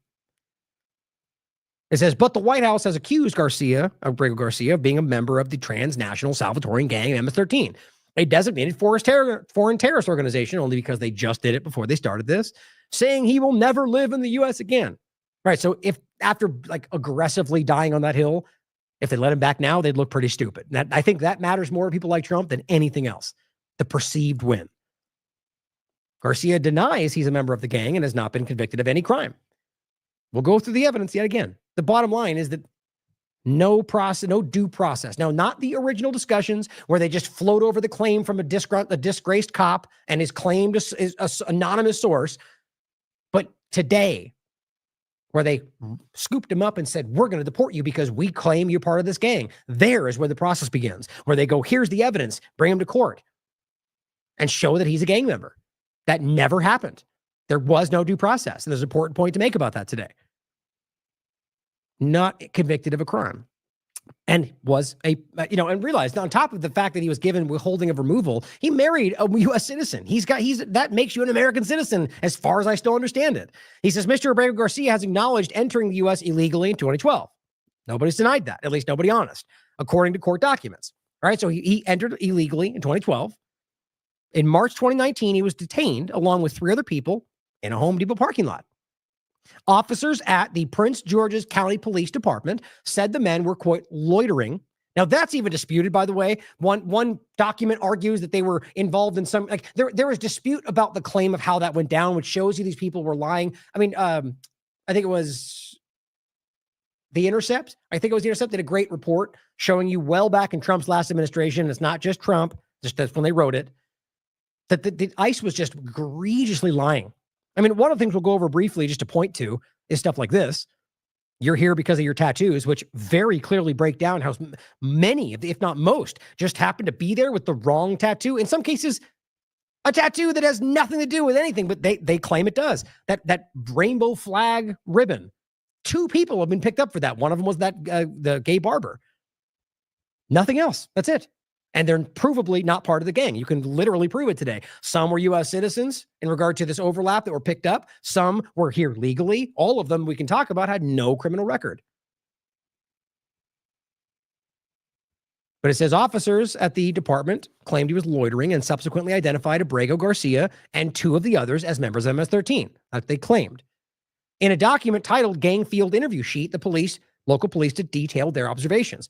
They said Mr. Abrego Garcia was wearing a Chicago Bulls hat and a hoodie with rolls of eyes covering, just the design on the hoodie. And it says officers claiming the clothing was indicative of the Hispanic gang culture and that, quote, wearing the Chicago Bulls hat represents that they are a member in good standing, or that they just bought a Bulls hat. I mean, think about how insane that is.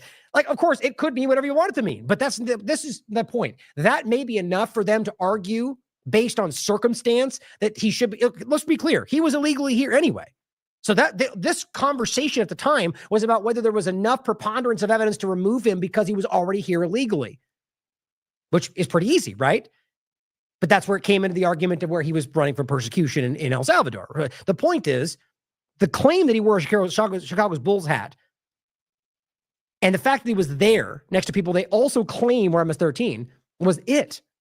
That's it. And then that information cascaded through 2 different documents in front of courts around the deportation and not a criminal charge.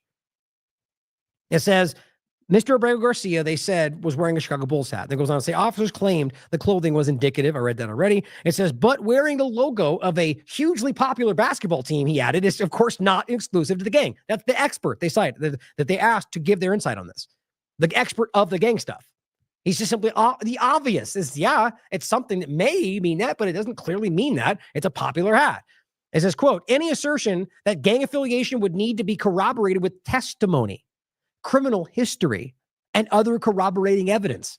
Yeah, that's the no-duh moment, right? Where that never happened. According to the field interview sheet and other court documents, officers said they were also advised by a, quote, proven and reliable source. That was the anonymous source that was pointed to by the cop who was the central part in this, who was right afterward removed for corruption and later called out for other, the cop was caught lying. So here we are in a situation where we can't verify literally anything, and all it's rooted on is the fact that he was there with a Bulls hat. That's it. And it says that Mr. Abrego Garcia was an active member because of what this anonymous source said. And of course, it says member of the MS. And this is also the important point that guy said, because of all that, and my anonymous source, active member of what they called the Westerns clique. They claimed he had a rank of Chiquito. Now it says, however, Mr. Dudley says, the expert, that Chiquito is not a rank, but instead used to refer to recruits who are not yet initiated. Okay, so the point is, this is misinformation. And the other point was, lawyers he also argued that the Western clique is based in New York, where he's never been. Okay, to me, what this shows you is the obvious, that this corrupt cop was just manufacturing things like The Intercept already showed you they were doing, and filled in the blanks so this person would get arrested. It would go down, or another arrest or whatever is they're seeking. He's a corrupt cop. He was fired for such. He used the idea that he was given the rank of something that proved he was a high-level member of this gang, which is what Trump still says, the rest of them, but they used the wrong term that actually meant he was not part of the gang. And also Western Click was the part he was in, and that's in New York. He's never been there. This is the reality of this, and it's mind-boggling that we have to keep pointing this out. Yeah, it says, and according to government documents, he dismissed the information as hearsay. According to his lawyers, Garcia has never been convicted of any criminal offense. That's the truth. You can prove it, including gang membership, which is true, in the U.S. or in El Salvador, which is why they now moved him to a prison for not for gang members, not even being accused of such. He lived in the U.S. for 14 years. He had 3 children, worked in construction, according to court records. And it apparently was becoming a machinist or a metal something, like, was going to school for it. He says, but the judge who presided over his 2019 case said that based on the confidential information, a bull's hat, location, and what a corrupt cop said he had in his informant that claimed and used 2 misinformation points to make that case, there was sufficient evidence to support him in the membership. That's what the confidential informant said, and that's what the judge pointed to. That was the first example of that document, and was not about whether he was provenly part of the gang, but just simply that was enough by the cop's reputation to argue that was enough. And it says that finding was later upheld by another judge in the same kind of conversation. This is what they keep pointing to, guys. That's not, any honest lawyer will tell you what this stuff is. And the reality is that you can now go back and prove another judge has already made this case. This came from the Supreme Court in one of these recent discussions where that it was hearsay. It was what's that word for it? That was used in multiple examples. They pointed to that one and wrote it down here. Then they pointed at that one and wrote it down the next one. And it was all about the fact that that was enough to just have this conversation about deportation, not that he was literally proven to be part of the gang. Now it says, as a result, Garcia was refused bail, remained in custody. During that time, he then applied for asylum to prevent that deportation. And this is also what they're denying all these people, right? The fact that they could possibly, of course, because that frustrates them. Because yes, people will do it frivolously because that's the law though. So if you disagree with that, then yes, the game is, the point is that if they allow for the extreme cases for you to ignore the law, then they'll do it whenever they want using that justification, usually based on lies, which means they can just go, we don't care about your rights, or we don't care about the Constitution because X, Y, and Z, national security, emergency, whatever it is that day. So what he's saying, my point was that so he applied for asylum, and of course that is something that they deemed accurate. That was Trump's last administration. October 2019, he was granted a withholding of removal. And this is, I wanted to show you those documents. The court documents show a status different from asylum, but one which prevented the U.S. government from sending him to El Salvador, which they abided by until today. So let me finish this and I'll show you those documents. Since 2019, he was released with protective order. Mr. Abrego Garcia's lawyers say he had yearly check-ins with immigration officials, and you can prove all this, which he had attended without fail, without incident, every single year for 14 years. That's the guy they sent there. On April 15th, White House Press Secretary Caroline Leavitt also accused him of human trafficking. How is that not slander? Libel, whatever you want to call it. That she is making these things up. She appeared to be referencing a report by the Tennessee Star, a conservative news website, which claimed Abrego Garcia was detained by a Tennessee Highway Patrol officer on suspicion of human trafficking in December 2022. A report by the Department of Homeland Security said he was stopped for speeding and not staying in his lane. Guys, they're just literally making stuff up at this point. There was no criminal case lodged against him at the time. So they just keep pulling up these old stories when there's no criminal accusation, there's no case, there's no charge, nothing. And yet they still forcefully claim he's a human trafficker because they know that will resonate with certain people. It's disgusting. Now, these are the documents they point to. Here's one, and you can read through this. This is the police report. So all this is ultimately going to show you is that this is coming from his anonymous source. The main point is this one, which is this is the one they fold forward. And you can read it for yourself in regard to what they're saying. Now, this is what they're saying, what they're arguing. But the point is that they argue in this conversation that it's enough to move this forward, not that they prove that. But it says they argue that the immigration judge clearly erred in determining that he was verified member of MS-13 because there's no reliable evidence in the record to support such a finding. In this regard, the respondent asserts that the police department is based on hearsay and relying on a confidential source. That is the reality. Now, that's the argument, but the point is that is the reality we can look back at and see today, and that has been upheld even by the current court rulings. It's all right there for you. It's all very clear. And the reason this is so very important is because it's still being lied about.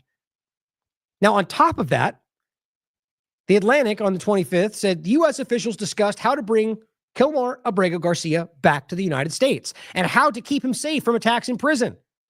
Guess what, though? Then the White House dug in. So what that shows you is that clearly this is not a big deal, not a big process. It's happened before under previous administrations where an accidental, if you want to pretend that's what it was deported, and they go through the process and bring him back. They were starting the process. And the White House stepped in. Now, why? Because it's political. It's not about the facts or the truth. It's political. Otherwise, obviously, they could have brought him back because that's what the Supreme Court ruled, and he's not a gang member. Aaron Melnick says, wow, career officials inside the Trump administration first viewed the case of Mr. Abrego Garcia like any normal case of wrongful deportation. They began looking for ways to bring him back, as happens whenever ICE makes that mistake. Then the White House got involved and simply blew it up. Another major scoop: before the Abrego Garcia story blew up as a political issue, government lawyers were openly skeptical of ICE claims that he was linked to MS-13 because it's obviously pushing them repeatedly to explain evidence of gang membership as they prepared for negotiations because they knew what they were doing. Anybody with even remote honesty was pushing back, going, really? You think that's going to hold up? Well, guess what? They won't worry about due process, so they didn't care. It says what this shows is that the White House's claim that bringing Mr. Abrego Garcia back would be some kind of unprecedented action is a complete fiction. Everyone inside the government believed that's what was going to happen until the White House put its foot down and said no. Typical. Now, this one is in regard to the changes I was telling you about. The House GOP, Melnick writes, the reconciliation package.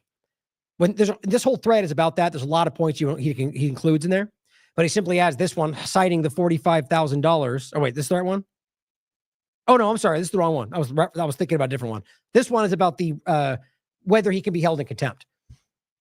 This is an ongoing thread as well about that topic, and it simply says the House GOP reconciliation package would make it so that Judge Boasberg, or any federal judge, including the conservative ones they don't like to talk about because it shows it's not an activist judge dynamic, could not hold Trump in contempt of court except in rare circumstances. Now, why would you do that? Well, because you know what you're doing is challenging the court system. So as it says, this would be a dramatic undermining of the federal judiciary's power slipped into a reconciliation bill, how it works. They know what they're doing. They know that they know they're breaking the law. So they're trying to find a way to make it harder for them to hold them in contempt, which basically means we don't have any process at all anymore, which is what we were just talking about. Congress doesn't seem to care about articles of impeachment in regard to just ignoring Supreme Court rulings from the highest levels of power.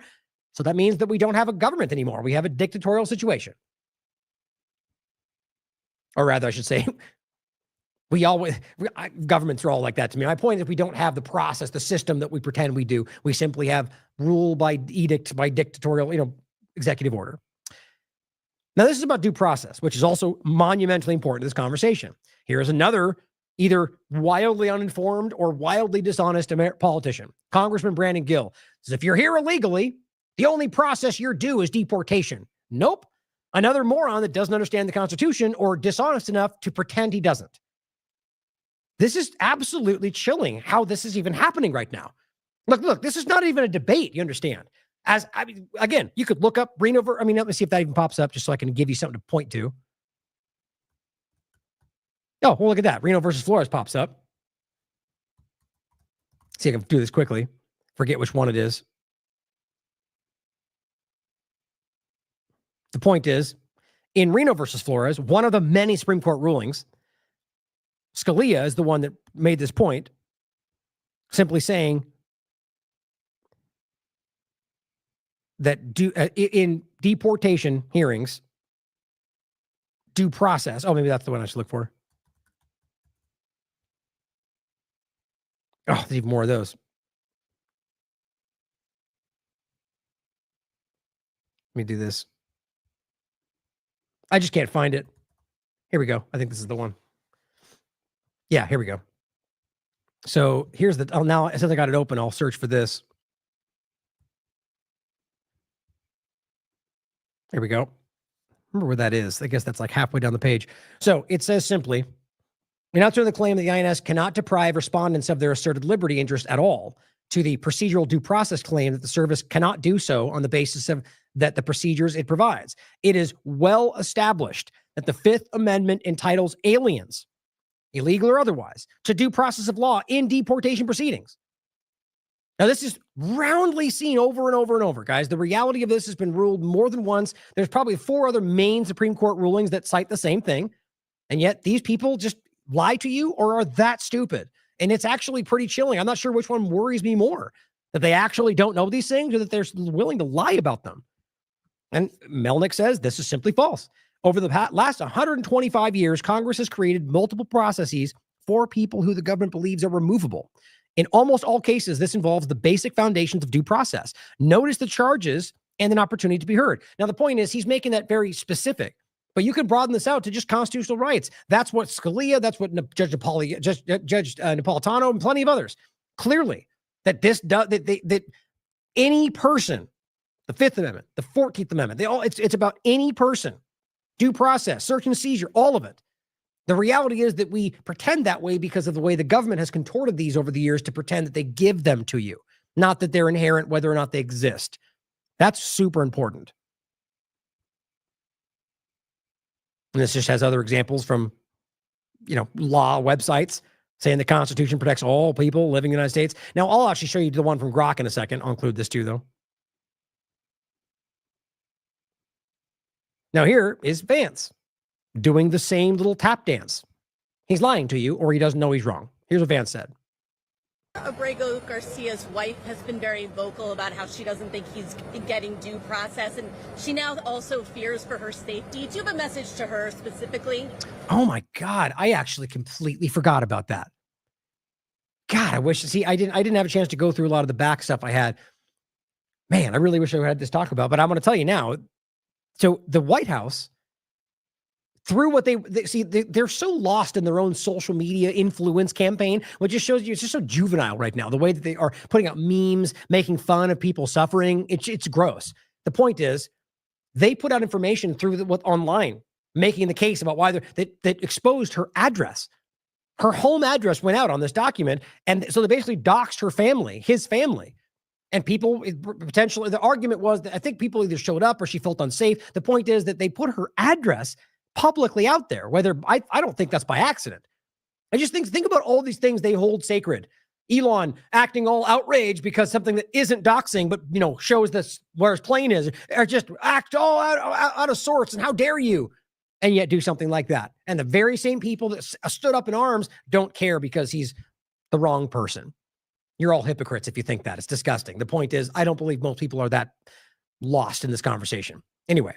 Think about how gross that is. But this is him telling you the opposite. I think he's getting due process, and she now also fears for her safety. Do you have a message to her specifically?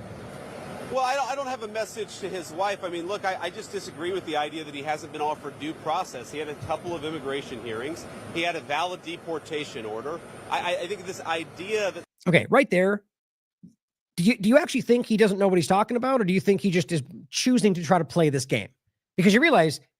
As even CNN, which you can make that joke right now that Vance appears to know less than CNN, which is pretty embarrassing, or they're all lying to you, or the one person that said it is due to say that, so then you think the Democrats said it, therefore it's false. The point is that due process is not a one-time situation, guys. Those were different circumstances. Every allegation, every crime today, Mr. Vance, today, or rather when he was deported or the attempt to move to El Salvador, that was a new situation. Right? Something shifted. You guys decided one day to do something. So that's where it begins. He knows that, or he's actually that stupid, which again, I don't know what scares me more. But I think it's deliberate because this is what other unintelligent people are saying online. And they just kind of lean into the noise. Well, he's got plenty of process. Look at all these documents. So it's super ignorant. But I think people are laughing at them, but I don't think they care because it's getting some level of control over the conversation. Somehow that we couldn't deport an MS-13 gang member, and he was an MS-13 gang member. Oh, why is that? Did you prove it? See, that's where due process comes in, because if you had, you would have presented the document that proves he is the thing that you're accusing him of. Pay attention, Vance. You might learn something. It's preposterous. And I think there's actually a deeper issue going on, which is that you see some radical judges at the district court level who are trying. You see, he was careful about that because you realize they've lost. I mean, Supreme Court, 6 conservative judges have ruled continuously against them. You see, they can't keep playing this game where it's all the radical left when it's not. So they make it specific about one dynamic. Trying to layer so much quote unquote process on top of the immigration system that it makes it impossible to function. Now that's, look, is the argument that when it's difficult, it needs to be postponed or paused or ignored? I don't care how difficult it is. Like, I'm going to make this point in a second about the deportation point. Like, well, I'll get there in a second. But the idea is simply that you argue because of what the government, which you are the government, allowed to happen in this country, whether Biden, Trump, or anybody else, the U.S. government allowed a circumstance, and now you point to that circumstance to justify why your rights could be suspended. Welcome to El Salvador, guys. It's insane. The idea that you don't give due process. So under that logic, whatever the narrative is, whether there's 100 million illegal immigrants, the point is, under that logic, you as an American could get arrested tomorrow without your identification, sent to El Salvador, because guess what? There's no due process with illegal immigrants or whatever. They argue you're an immigrant, illegal or not, apparently. You're here and you're an immigrant and you're in the wrong space, the wrong time, with the right skin color, without your identification, you're sent. Well, that's what would happen if there's no due process, because guess what? There's no process in which to expose that you're not an alien. There's already been Americans that almost got deported for that same reason. This has to be the easiest way to understand this. Without that process, they can send whoever they want. And maybe it's all by accident. Like Bukele wants you to think, well, some people are going to be put innocent. It's just an accident. I just don't know why. I mean, look, maybe nobody believes this, and this is just them trying to desperately hold on to this. Anybody out there that thinks this makes sense, I mean, I don't need to insult everybody every time. The point is, clearly, it's wrong. Okay, what he's doing right here is a lazy tap dance around the truth, and I think it works for some people, but I don't think it works for everybody, and it makes you wonder whether he really is just not this intelligent. We have over 20 million illegal aliens in the United States of America. That's actually wildly incorrect. I think it's at 11.7. I'll show you that in a second, too, and they know that. Are we not allowed to deport them? Because if we're not... Of course you are. He's got to present evidence to prove that they're actually illegal aliens and that they should be deported. How is that confusing? Allowed to deport them, then what these district courts are saying is... You see, I'm sorry to keep stopping it so quickly. The point is right there. That is what gets these people confused.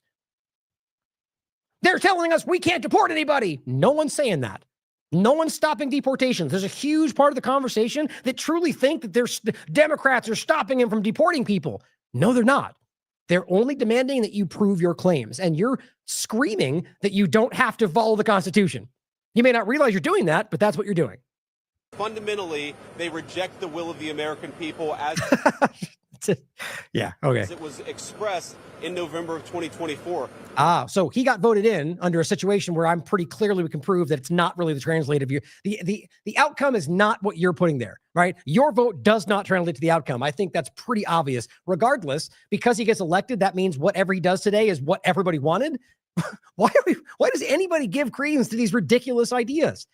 At best, you have some support for what you think you're doing, but how do we even know that that's what, I mean, it's so abstract.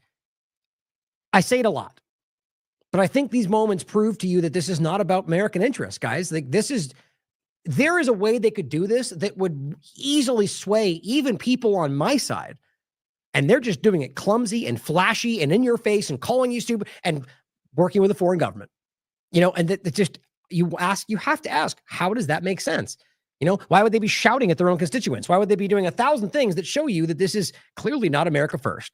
We just reject that. I believe the American people elected President Trump to do many jobs, but perhaps the most important job was to bring down the number of illegal immigration in this country. That's what he's trying to do. Yep. We're going to keep on. No, you could do that, right? What's funny is the very process through which you're doing it that is not accurate is why this is being pushed back on. Had you simply deported people who were illegally here, I don't care if people scream that they should have to stay. No, the reality of the law would be very easy. I would even be willing to argue that this would be a faster process should they have simply gone through the rapid fire deportation due process dynamic, which is what we've already seen. They make it sound like it's just grueling ongoing. It's actually reasonably quick with how it's gone, and I've seen it before. The point is that what they're doing now, ignoring the Constitution, getting pushed back on from the courts and having to go back and forth, clearly takes a lot longer. Should they have just gone through the regular due process, they probably would have a lot more people actually deported at this point. And we would know that they were actually illegal aliens because they would have had to prove it. Crazy, right? So here, is what Melnick said about that. He said, Vance is simply not telling the truth about what happened. Mr. Abrego did get a hearing. And at that hearing, the judge ruled that the one thing that the government could not do was deport him to El Salvador. So he just adds, on top of what I said, that point too, which is the one thing the one thing that the government did, send him to El Salvador. So the point is that, yes, obviously he gets due process, which Melnick has already argued. But on top of it, the point is that he leaves out that if you would have deported him anywhere else, then you probably would have got away with it. So it just shows you how shockingly dishonest they are. They know what they're doing. Greg here says the idea that those hearings equal due process is nonsense. The government has since acted illegally in defying the verdict of those hearings. True. Withholding the removal status. So apparently it doesn't matter either way, right? But it says this affirmative act by Vance's government since those hearings is what calls forth the need for due process. See, they're trapped. They're trapped by their own broken logic everywhere you look. Now, this is what I found super interesting. Oh, I forgot to go through that. Let's rapidly read through it. Marco Rubio splits with Trump and Attorney General Pam Bondi on due process. So what this tells me, this is from the 27th, is that Rubio senses that he might be the one being thrown under the bus. And so he's coming out knowing that everyone sees this and it's going, and he says the one thing that challenges the main point, that yes, they obviously have the right under the law. Oops. Very important. He goes, of course, everyone's entitled to a fair hearing. So it's the Secretary of State, Marco Rubio, forgot the gospel, according to Donald Trump on Sunday, by admitting that anyone on U.S. soil is entitled to a fair hearing before being removed. What he said. He says, yes, of course. Rubio said in response to the host's question of whether the Fifth Amendment still applies under Trump during the morning interview with MSNBC. That's what the law says. Yeah. Perhaps conscious of having contradicted the latest White House statements and directives on the matter, he then scrambled to tell the network that, quote, if you're in the country illegally, you have no right to be here and you must be removed. Yeah. Well, nobody with a brain is denying that. The point is that you have to prove that they're here illegally. Otherwise, how do you know that for sure? It's just really simple and basic, guys. Now, look, all of that really comes down to if somebody's here illegally, right? There's a process by which they can present the proof that they are here illegally, or that they don't have an identification, or the idea that, whether they caught them doing something or whatever it is, and it would be very self-evident pretty rapidly. But they want you to think that that is going to be some elongated thing. The reality clearly is that what they're doing is what has mired this in the problem that it is. Perhaps that's the next part. It says, somehow over the last 20 years, we've completely lost this notion, or somehow completely adopted this idea that, yes, we have immigration laws, but once you come into our country illegally, it triggers all kinds of rights that can keep you here indefinitely, he said. That's Rubio. That is the most insane bastardization kind of contortion of that. Look, we didn't invent anything. The point is that this has always been the reality, and that all you're trying to do is make it sound impossible when it has always been the reality. It's what's scary to me is how many Americans, and even if it's 1%, that's a lot of people that are actively trying to convince everybody out there that this doesn't apply when it's one of the easiest things to constantly prove in this conversation. It's actually a good testament to how broken this is with social media and propaganda, where people are blindly going along with whatever was said. Thank you, Twitter files. You could literally read it for yourself in one of the central documents of this country, but who cares? Because Trump said.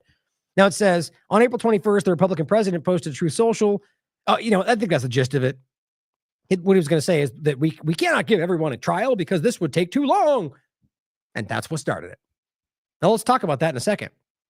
But before we do that, here's Trump saying the same thing in an interesting and alarming way. We're getting them out, he says.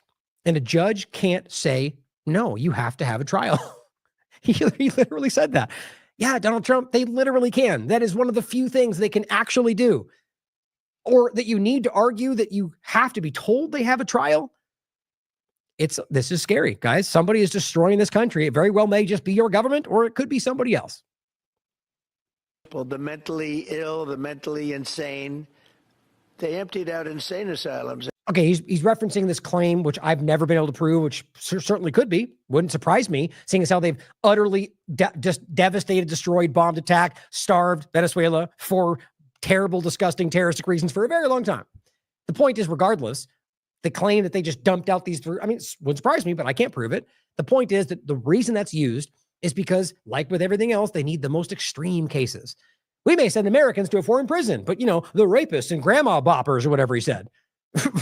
So then if you point out the obvious that that's a crime, then you would like grandma rapers or whatever stupid argument it comes out. That's why they do that. Like with the, what was it? I mean, whatever it is with COVID-19 or anything else, they give you the extreme examples because it's hard, or free speech is the most obvious, right? You point to some anti-Semitic thing or the Nazis, and the point is that, well, I'm not defending either of those things. The point is you have the right to say whatever you want. But if they give you the worst examples, most people will kind of go, oh, well, they suck anyway. It's not hard to see. Insane. They emptied out insane asylums into our country. We're getting them out. And a judge can't say, no, you have to have a trial. The trial's going to take 2 years. And no, we're going to have a very dangerous country if we're not allowed to do what we're entitled to do. See, again, and I don't know for sure, because even whether he just doesn't know these things, what he's saying is wrong. We're not talking about a trial. We're talking about a hearing it's a due process, a presentation of evidence, and it's not the same thing. In fact, I believe it's actually the preponderance in regard to either way. The point is, it is not an ongoing trial with a jury. He's trying to convince people out there to think that it's going to be this impossible thing. And let's just even say that was the required reality. Well, that's what, if that was the case, then I would say the same. Well, too bad. That's what the reality is. But it's not, though. It is a simple dynamic that he's trying to overly complicate because he wants you to accept him violating the Constitution. That's all it comes down to. Or he's being convinced to do that and doesn't know he's being used as a pawn in that way. It's up for you to decide. But he's wrong. Very, very, very wrong. We're going to have a very dangerous country if we're not allowed to do what will take 2 years. And no, we're going to have a very dangerous country if we're not allowed to do what we're entitled to do. And I want to, which means violate the Constitution. So he apparently wants you to think he's entitled to violate the Constitution. Election based on the fact that we get him out, and we've done an amazing job. Look, we've stopped. Everybody admits, even the radical left, we have got the strongest border we've ever had. Oh, good, because that's what they all want, right? The biometric control structure. That's the real government agenda. That's not left and right falsities. They all want that. That they've all clearly pointed that out. Even Kamala talked about the biometric wall. But see, as long as they go evil, bad Democrat, bad radical over there, my thing is good. Everyone goes, yay, the good thing, because they're bad, so that's good, right? Simple. Now, I always want to make it clear that I really don't think that's the majority, but they exist, as you know as well as I, on left and right. Just really, really easy to fool. But yes, Donald Trump, yes, they can tell you to have a trial. The fact that we even have to mention that is insane to me. Here's Stephen Miller, a just flaming Zionist. He says the media disinformation campaign continues at warp speed. Oh, no pun intended. He says his visa was revoked. He's an illegal alien. Khalil. Okay, so you mean the visa that you revoked right before you did this? Like, we already proved this has been happening all over the place. There's people that get their visas revoked hours before they arrest them. They didn't even know it was revoked. And they go, your visa's invalid, so you're being deported, like they're committing a crime. You did that before even telling them what was going on, and then claim they're breaking the law because that happened hours before you arrest them. Like, it's so contrived and so dishonest. And this guy, not forget, was literally handpicked by Israel groups for them to remove, and they was the first one they went after. No criminal record, here legally, and every claim, every single thing they said about him was proven to be false immediately from Hamas and all these different things. And you can look for yourself right now. You know how long this has gone on? It's amazing they decided to make this the first case. So what's hilarious and disgusting at the same time is they removed his green card. And remember, they didn't even know it wasn't a visa to start. Even Rubio looked really stupid when they came out and said, "Oh, I mean, those two." Not the same thing. He had a green card. They removed it, and they claim he's illegally in the country.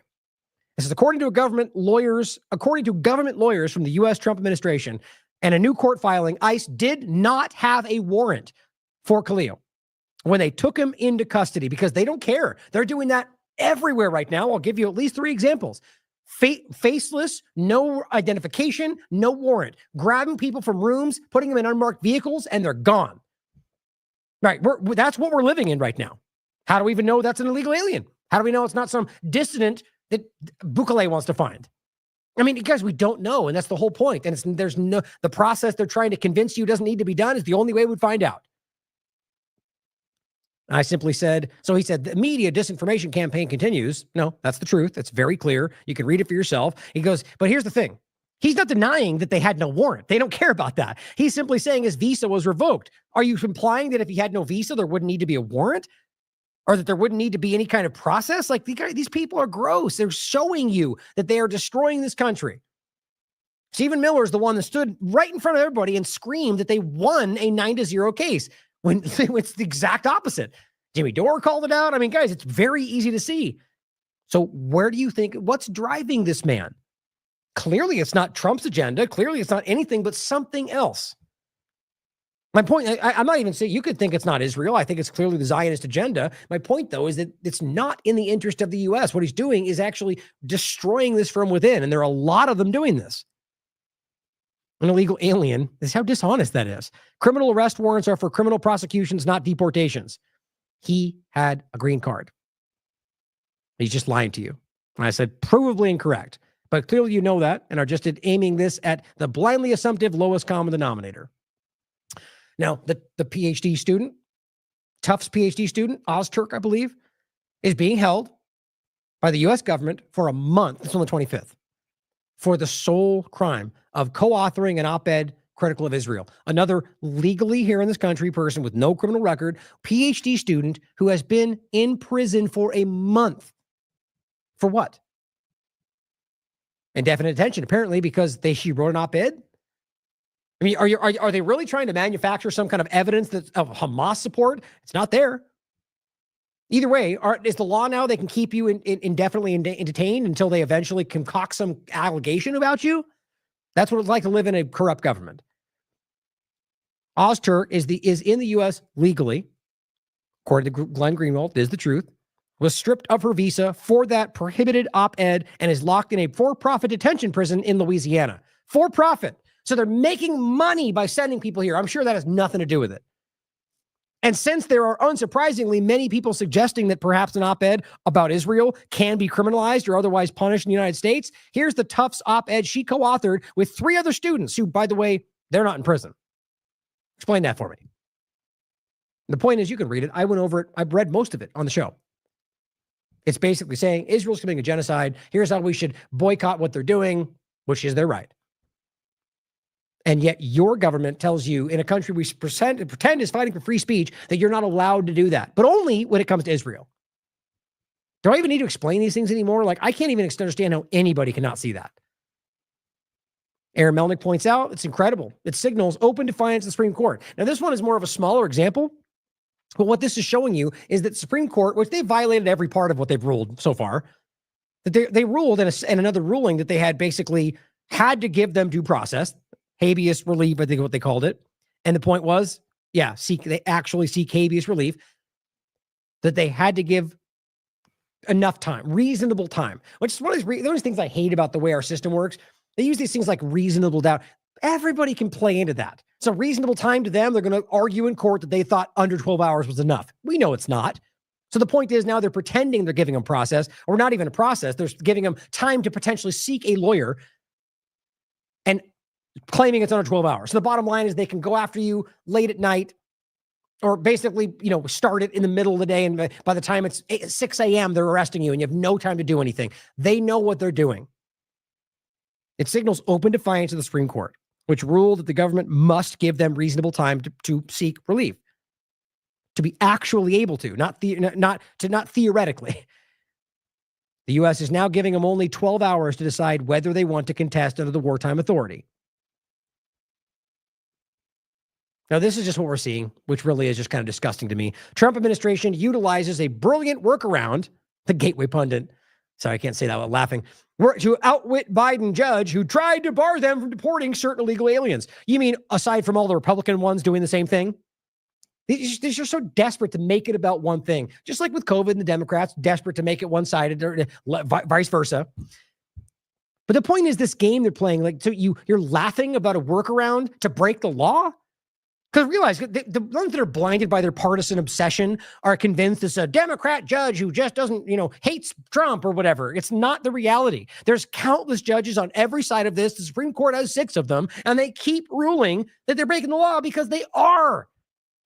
in 45 different ways, as far as I can tell. So the point is that they find this weird deviation workaround to basically find the simple idea, I think, is they simply moved to a new place to deport them from a different place so it wouldn't apply, knowing that what they're doing is violating the law. And you know what's gross to me is not that they're doing this. I expect this from government. It's that all these people and the people of this platform eat it up, yuck it up, because we hate the Democrats, their children.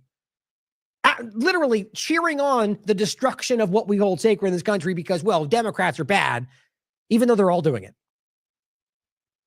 It's sad. It really is. Makes me sad. Now, Kyle highlights that happening now, DHS officials tell courts that agency leadership diverted 10 to 20 employees to run 1.3 million names of foreign students through databases that track criminal charges. Took 2 to 3 weeks. There were fewer than 6,400 hits, 0.004%, which, by the way, backs up the argument that the aliens are not they claim it's all criminal activity. There's been many reports that show that most of them don't, in fact. Now, you can doubt those reports too. The point is that there's so many claims that fly around in partisan politics today that rarely seem to add up with any facts. But it says, but thousands were for charges that never led to convictions or were dropped. This is the group whose F1 status was revoked by ICE, many of whom also had their State Department visas revoked. So Eric Melnick says, finally, we get some answer to what happened. They really did just run all foreign students through a law enforcement database and terminate their visas and their green cards for anyone with a match, no matter the circumstances of the offense. That's why we saw people with traffic tickets. That's not a joke. Get their visas revoked. As he says right there, speeding tickets, even dropped charges, meaning they never got charged. They revoked it anyway. So to me, that shows you a desperate effort to meet a quota, ruining people's lives that aren't criminals. Meanwhile, waving your hand and going, oh, these illegal aliens can work at our restaurants because, farms and stuff, which is what he did. So over here, you got people that were legally in the country, going to school, have jobs. And over here, you got people that are illegally in the country trying to circumvent the law. And they're okay, though, because they work at our restaurants. Hypocrites, guys. Honest people can see that. This one is in regard to a specific case. He says, remember this case where the federal judge savaged the Trump administration's, quote, evidence that a woman was Tren de Aragua. We had a case where this came forward where they were trying to present, so one of the few where he had evidence trying to be presented, and it blew up in their face because it was weak. That's why clearly they're trying to avoid it, because they don't have cases anywhere. He says, well, last week, the Trump administration arrested her and her husband for the 3rd time. And now they say they'll use the Alien Enemies Act on them. Unloaded on the evidence. I mean, you can read it. We went through this. Remember this one? It's a terrible, terrible affidavit. If this were before me in a criminal case and you were asking me to get a warrant issue on this, I'd throw you out of my chambers. Of course, if they disagree, Democrat radical, of course, even though it's not always the case. We've seen it from all sides. The point, though, is they're trying to deport these people despite them having no evidence for it and being told that repeatedly from the court. The 3rd time they've arrested them. There's something else driving this. I don't know how to explain. I don't know how else to make that clear. Now, this one is crazy. As Melnick says, ICE clarifies that over 150,000 arrests, which is what they're claiming, the figure put out by the White House yesterday is actually not internal arrests, as Leavitt and DHS have implied. The figure likely includes all CBP encounters, including people with visa issues at airports. The ICE arrest number is 66,500. Now, he goes, that figure represents a minor victory, a very minor increase in average arrests from the first 50 days. In March 13th, ICE said the agency had conducted 32,809 arrests in the first 50 days, an average of 656 arrests per day. So now they're averaging 665 per day. He goes, if ICE manages to keep up this level of arrests, which I find unlikely, then it would reach a level last seen under the Obama term. That's humorous. 665 arrests a day on average would be 243,000 arrests a year. ICE reported 322,000 arrests in fiscal year 2011, which is still the record. Interesting, right? So one point I want to make about this is the Brave point about this. And I think I actually got his tweet about this somewhere. Maybe not in here. A lot of people have called this out. Here's just Brave. The claim that there are 20 million illegal immigrants in the U.S. is not accurate. According to the recent estimates, the unauthorized illegal population is about 11.7 million in July 2023. So it's clearly probably gone up since then. And it grew to 11 million in 2021. The number of unauthorized immigrants entered each year between around 6 million between 2021, 2024, but may be turned away, returned, deported. The bottom line is that generally that number is seen to be lower. You could decide how much. But of course, the number is floated because that's the number that Trump said and Homan said. They'll repeat what they're told. That's how this works, guys. The point, though, is this. So the real number is 665 arrests on average a day. That'd be 243,000 a year. So think about that. So had they gone through regular deportation cases with just presenting basic evidence to show that they're illegally here in a due process hearing, that would be pretty rapid. That would probably be more. Because right now, they're going through all this pushback and back and forth. And right. So interestingly, we saw some rapid arrests, 270 of them sent to El Salvador. And since then, there's been people pushing back because what they did was illegal. But let's just say they keep at this pace. Let's say they maintain this pace. How long would that take? Well, the math, it would take 83 years to get to about 20 million. That's not even talking about the many that might come in. Yeah, sure, it's restricted, it's less, but it's still happening. So 83 years. So explain to me how this makes sense to go through this process for 83 years versus going through the normal process, which at least wouldn't get pushback because you're doing it legally. Crazy, that's what we'd argue. Now, as I said, do the math for due process. The reality in my mind is I think it's obvious what they're doing is maybe designed to make this blow up in our face for something else. Either way, being lied to. And what it leads to, by the way, the rationalization and all the distraction is more to you, as always. Like the Patriot Act was always aimed at you. Agorist Nexus says, if authorities suspect a migrant is in your home, suspect. Welcome to pre-crime dynamics, guys. We told you in another way, this always comes out. If they suspect you might have somebody that could be illegal in your home, they can enter. Just a suspect. Essentially, all they need to do is just say they think there's one in there. Now, welcome to that excuse. So let's say they want to go after you for something else. They just go, well, like they used to say, we think you're in danger. Well, now, well, maybe there's an alien in there. I saw somebody speak out the back. Go in. Now they don't need a warrant. The Fourth Amendment is dead. Thank you, U.S. government. See, it's not one side or the other. This has been a building process. If they can now find a rationalization to break that doesn't exist. So if they can rationalize why they can deport someone without a process, it doesn't exist. ICE can now enter your home without a warrant to look for migrants, according to the Department of Justice. Great. Are you okay with that? Constitutionalists out there? Shouldn't be. Here's another one. Or just in the actual document. So the government has decided it doesn't need a warrant to enter a home, specifically under the Enemy Aliens Act. Two thoughts. Yes, it does. And a judicial warrant at that. So they're wrong. They're just trying to contort everything into that position where nothing means everything, everything means nothing. What they say matters. People still stand up. If federal agents enter your home without a warrant, reach out. He said he'd like to sue them. So this is a civil rights litigator. Keep him on file. He says, I kind of have a thing for suing federal agents who enter in innocent people's homes without a warrant for the right home, most specifically. I'm going to talk to a Supreme Court about it next Tuesday. I didn't become a lawyer to not fight tyrants. He says also to federal police, searching a home without a warrant is clearly established violation of the Fourth Amendment. So right now, the Trump administration is actively telling you they don't care in another way about the Constitution or burning a flag or due process or, gun rights. Due process later. We've heard this many times. In fact, might be a good time to play that. Seeing as how it's very relevant right now. I think it was this one.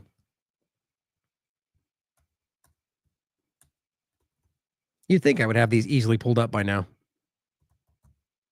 It's in here. Hold on. Because he's talking about, and there it is. It's an older one. Oh, wait, that one is... Wait, which one was that? Oh, that's right. It was the... Yeah, right there. The firearms first and then go to court, because that's another system. Because a lot of times by the time you go to court, it takes so long to go to court to get the due process procedures. To go to court would have taken a long time. So you could do exactly what you're saying, but take the guns first, go through due process second. Well, that sure sounds like the exact same argument, doesn't it? Well, it would just take too long to go through due process. So we do the thing first and then we go through. Nope.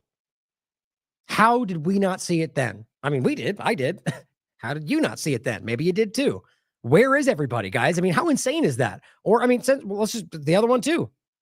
I mean, they're literally showing you who they are. And that's why I don't understand. We got to pay attention, as we always say. When they show you who they are, pay attention.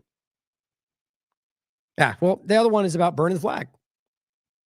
Well, here was I think it's this right here. Because we're losing a lot of people because of the internet. And we have to do something. We have to go see Bill Gates and a lot of different people that really understand what's happening. We have to talk to them, maybe in certain areas, closing that internet up in some way. Somebody will say, oh, freedom of speech, freedom of speech. These are foolish people. We have a lot of foolish people. And I think you should get a 1-year jail sentence if you do anything to desecrate the American flag. Now, people will say, oh, it's unconstitutional. Those are stupid people. Those are stupid people that say that. Guys, I mean, it's literally right there. I'm surprised I didn't play that earlier, like in the past couple of weeks. Like the gun, it's so exactly the same argument. Got due process. Oh, it's going to be too busy. We can't go through the process of the gun. Yes, you can. That's the reality. That's how you maintain the reality that Trump can't come take your guns because they claim you're mentally ill because you wear a certain color hat or because you say the wrong thing about Israel or whatever the current thing is, guys. It's right there. And now they're giving you the same argument. Well, we have too many here. We can't go through all the due process. Well, apparently not even deal with it later. Just skip it. One step further. Boiling frog. Totalitarian tiptoe. Yes, it is clearly established violation of the Fourth Amendment. No warrant. This sort of general warrant is the reason we have the Fourth Amendment. He says, if you do this, you will be violating the Constitution and your oath to uphold it. Too late, though. Too late. It's already happening. Now, realize, guys, for the idea that Miller trying to claim they don't need it for certain, there are specificities to this. But what we're talking about here is your home that they suspect an illegal alien is in. I mean, guys, this comes right out of like the fighting the British, the idea they can just, or whatever, any previous wartime dynamic where they can just go, we're going to take your home because of X, Y, and Z, or we're going to raid your house because we think you're holding that's why these things exist.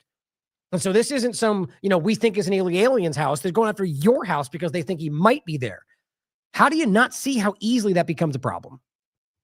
I know you guys do. So finally it says, I thought I had this is just the last part, the documents. Yeah, just going on more points. But at the end, all this included, by the way, the documents themselves, you can read it for yourself. Oops, last one. And this is even crazier, by the way. Now, this is, I've heard this actually 3 times now, but it is secondary. This is what people are claiming from this experience. So take it with a grain of salt. But it says these days, this according to a report, this is one of them, and I've seen 3 of these from The Watch, The Courage to Be Decent. It says these days when DHS and ICE come knocking, they remotely take out your Wi-Fi before, so you can't live stream the interaction, and to disable Ring cameras. I mean, we know this exists. They've been doing it at protests for a very long time.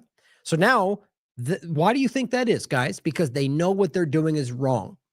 Maybe they believe it's right, but they know what they're doing is illegal. And so they're hiding it, just like Israel does.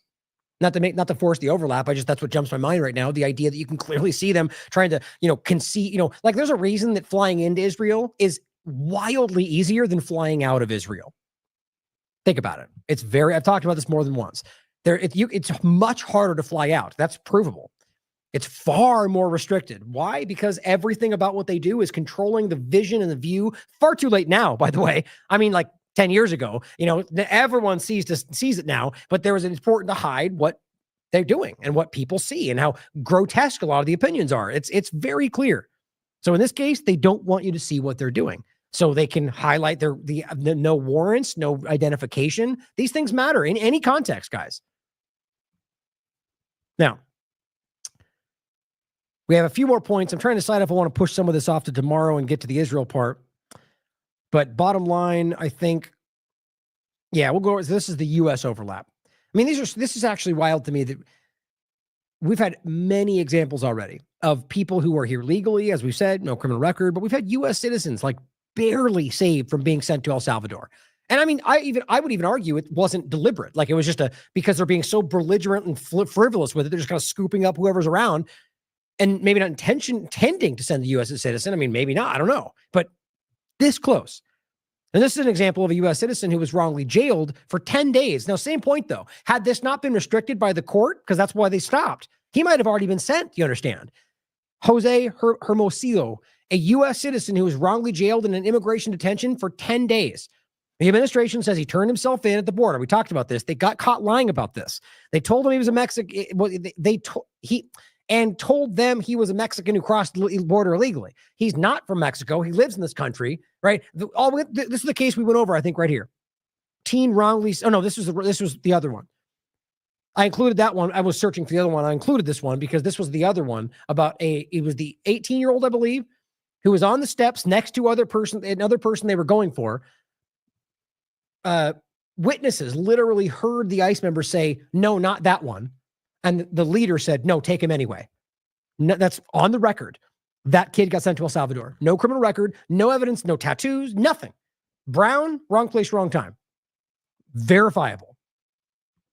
There's something very wrong about all this, guys, obviously. And that's why it almost kills me in a way that there's not just like this overflowing pushback from just humans. I mean, it's amazing that people can be swayed by politics to ignore such blatantly wrong activity. But this case was about a kid, the one that was in Nogales or whatever they claim was in Mexico. And the contradicting Tricia McLaughlin, who is from Trump's administration, said one thing and the other person said something else. Like literally they're contradicting each other, both of which are lies. You can literally prove it. He's a U.S. citizen. He lives in this country. He's got a family. So they're just so desperately trying to cover up what's happening that they're getting caught in lies. But it seems that nobody cares. If they're ignoring Supreme Court rulings at the highest level, why do they care about smaller points like this? But he goes over it. You can read it for yourself. I just want to include that and then overlap it with the teen that was sent, who just happened to be in the wrong place. Now, look, there's already examples of this, by the way, of people who were like this kid here, who is actually in the country legally, but they just decide to revoke the visa because of whatever makes sense in that moment. And we keep seeing these examples. Drop site news. Officials confirm raids in multiple cities, specifically because of people that are taking part in pro-Palestine protests or anti-Israel protests or whatever we're talking about. U.S. citizens.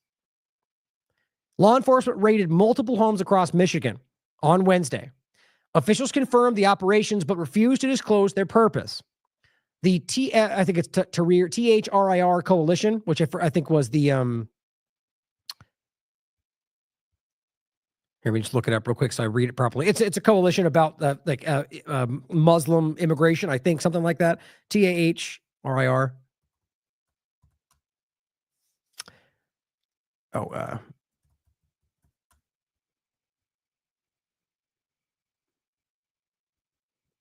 What's the? I want to try to find the acronym. Pretty sure it stands for something. No, I guess not. Well, it just simply says a coalition. The coalition is a movement dedicated to the liberation of all people, advocate for the resistance against system of domination, and struggle to destroy their, to make this racist is insane to me. Like they're talking about like apartheid, divest. It's the same without South Africa in the past and any other conversation. Or, of course, to make it only like some kind of one-sided partisan thing. It's embarrassing that people are still falling for that. Like clearly there are people like me who have varying sides of different political stances or whatever the current thing is. Your principles guide my principles, my values guide me. That's it. And people think that oscillates back and forth. I just am consistent with my principles.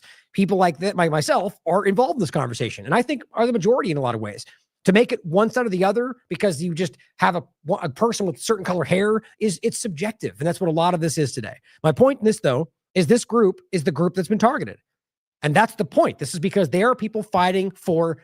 One, defending people being wrongly accused for political, for free speech and being accused of attacking Israel. And then people who are, they're trying to either go after criminally or get deported because of that conversation.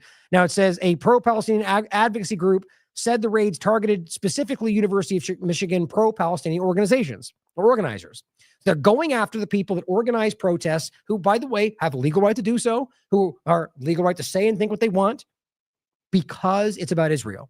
If they were doing the same thing and talking about China, they wouldn't care. If they were doing the same thing talking about the U.S. government, they wouldn't care. Authorities executed search warrants in many different locations. It says we are executing search warrants Danny Wimmer says, these are search warrants against multiple individuals in multiple jurisdictions. Okay. Well, I'll leave that point aside for a second. I was going to make the point about the warrant, but these are U.S. citizens. So it's more, the nuance will be lost on that. But it says, Terrier says the FBI agent, Michigan State Police, and local officers carried out the raids, detaining 6 activists and confiscating electronics. Excuse me. This is all later released. The group reports that at one site, officers refused to present warrants when asked, which is one of the most consistent things we've seen. Ozturk, on video, you caught that. They didn't identify themselves. They didn't. The one guy pulled out his badge once he got caught filming from the window, but they never presented a warrant. And she was here legally. So it's crazy what they're doing. Wimmer declined to disclose the investigation's focus. He says, we're not discussing the nature of this. Ann Arbor Police Department added that the investigation concerns, quote, reported crimes committed in the city of Ann Arbor. That's it. What reported crimes? No, can't say.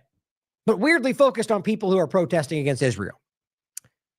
Now it says, Wilmer also told MLive that ICE is not involved and all subjects are believed to be U.S. citizens. Think about that. So now this is superseding even ICE investigations. We have police authority at local and federal level going after anybody in any location that seems to be standing up about Israel. Now here, I wanted to see the video. American citizen. So you're at home right now and you're living in your house as an American citizen, and you happen to be protesting at a school about Israel's genocide. This could happen to you. You tell me as a Republican that you think this makes sense, because you realize there are Republicans, there are Jewish people, there are Christians who are out there protesting against Israel in these schools. It's not partisan. Even Greenblatt was forced to admit that. So if you're a conservative or just a human being and you think this makes sense, my point is to make it about an American perspective. This is happening in the United States under Trump's administration. No search warrant was provided.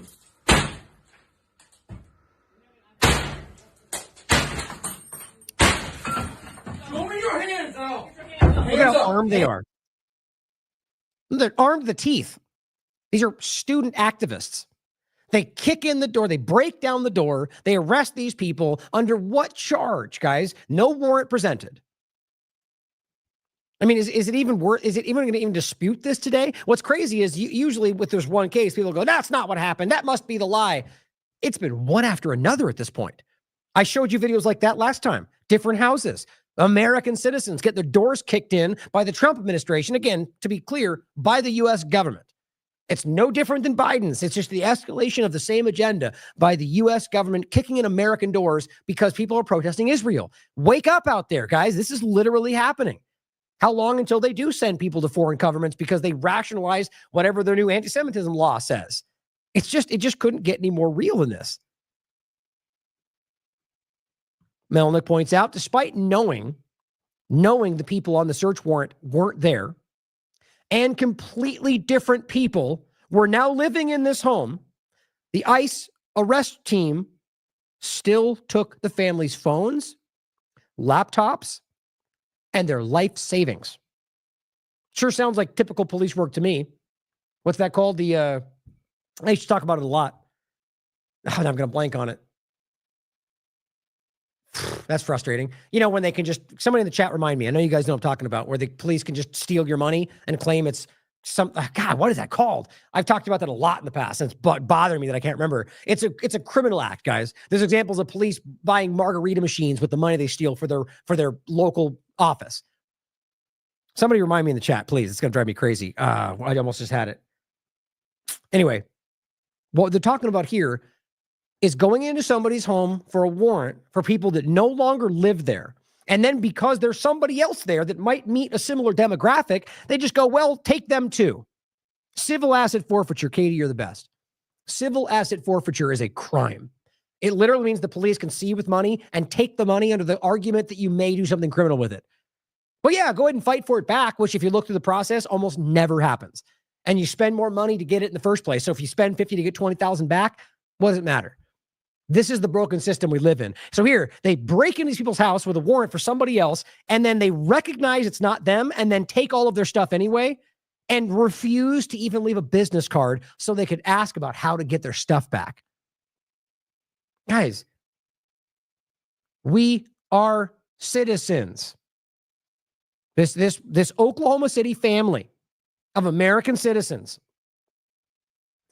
The woman says her 3 daughters are traumatized after ICE raided their home, forcing them outside in the rain in their underwear. Names on the search warrant matched males still arriving at the home, but not there anymore. See where we are now? So, oh, well, we think there may be someone there. Okay, and in the process of realizing it's not there, we'll just steal all your stuff anyway, just in case. Welcome to the current reality of the U.S. government, guys. It says, you have guns pointed at our faces. Can you just reprogram yourself to see us as humans, as women? ICE, assisted by FBI and U.S. Marshals, seized electronics and cash, but she says they didn't leave their info for her to call. Homeland Security says they're looking into it. This is one of those Elon moments where they go, well, we're going to make some mistakes. That's not how this works. Mistakes like that should put you in prison.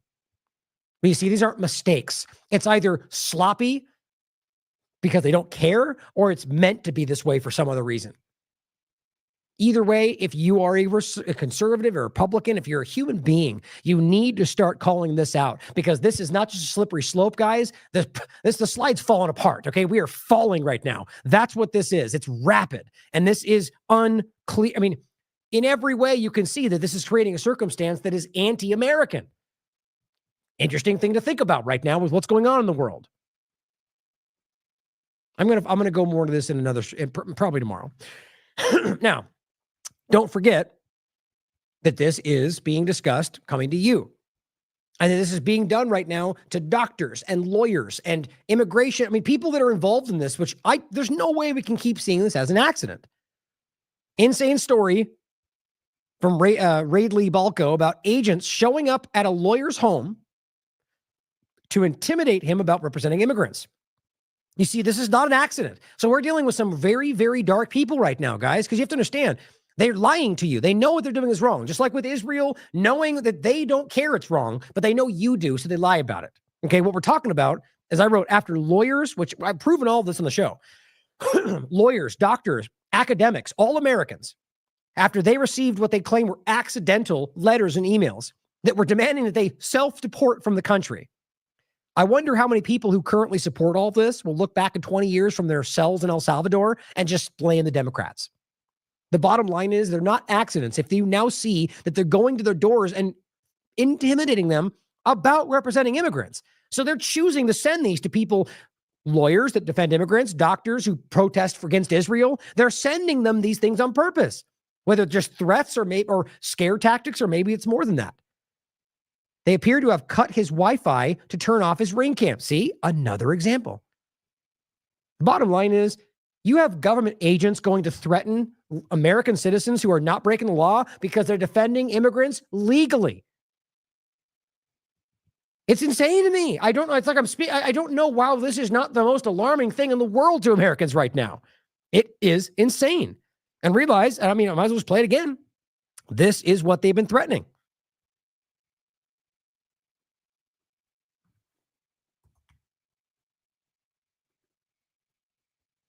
Some respects, it's just as bad now, the authoritarianism that is coming, Gerald. I am really, really fearful for the President of the United States of America to suggest, as he did on Air Force One on Sunday night, that American citizens could be deported. Yep. For his press secretary to say, we're looking into a way to see if this is legal. We don't know if it's legal or not. A, is terrifying. B, betrays such a profound ignorance of first principles to which he is sworn. He is sworn to preserve, protect, and defend the Constitution and to enforce federal law. You mentioned that you're open to deporting individuals that aren't foreign aliens but are criminals to El Salvador. Does that include potentially U.S. citizens, fully naturalized Americans?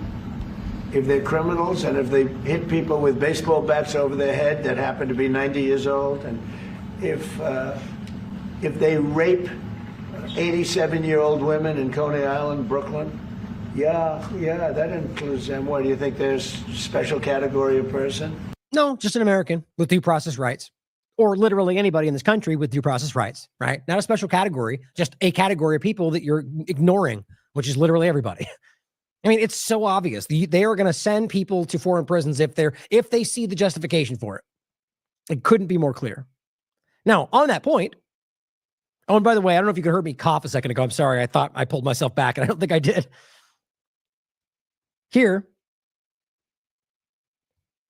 This is the 25th of April. ICE deports 3 U.S. citizen children held incommunicado prior to deportation. Now, there was a lot of flying around about this story. Claims that, when I first read it, it seemed as if, at least this government reports, so I wasn't sure at the time, that it seemed as if they claimed that the mother had requested the child stay with her, and they couldn't find the father. It turns out that's not true. So this is the ACLU story. Here is Prem Thacker of The Intercept, or rather now of Zito News, I guess, saying the Trump admin has just deported 2 families, including 3 U.S. children, 2, 4, and 7. So we already have U.S. citizens being deported. Let's be clear about that. But there is a nuance to it, but these are U.S. citizens being deported. Both families were detained and then blocked from communicating with attorneys or families. One of the moms is pregnant. One of the citizens' kids has cancer. Both deported without medical help. Is that how it's supposed to work? Since when can you deport an American citizen just because? I mean, guys, everything about this is wrong and it is creating loopholes, whether legal or not. They're going to abuse. Now, here's Melnick saying the mother's lawyer. Now, the argument, here's Homeland Security. I'm saying a 2-year-old was deported without due process. No threat, no crime, no cruelty, just cruelty. ICE says, no, ICE did not, or Homeland says ICE did not deport U.S. citizen children. I mean, they literally did. It's easy to prove, but the question is whether they wanted to or not is the argument they make. So it's funny they start like that. So if your argument is we did, but the mother wanted it, then you did. It's like the claim is just so funny to me. They did not deport U.S. children, period. That's a lie. The mother made the determination to take her children with her back to Honduras. Well, the point is you're deporting the mother.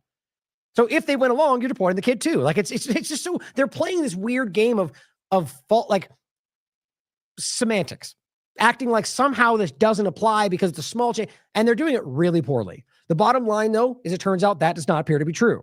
Honduras, interestingly enough, by the way, but it says we take our responsibility to protect children seriously and will continue to work with this, blah, blah, blah, except when they're being murdered in Gaza, apparently, or whatever else. Not the point right now. But here's the article you can read, link below. It says the mother's lawyers say this is completely false. Okay, you have lawyers on the record who are claiming that's simply not true. They say that ICE told her to bring her child with her to the first check-in. And when the child's father tried to talk to her and give her the number of the lawyer they could contact to keep them in the country, the ICE officer literally grabbed the phone out of her hand and hung up on him. And yet then they reported to the world that they chose that.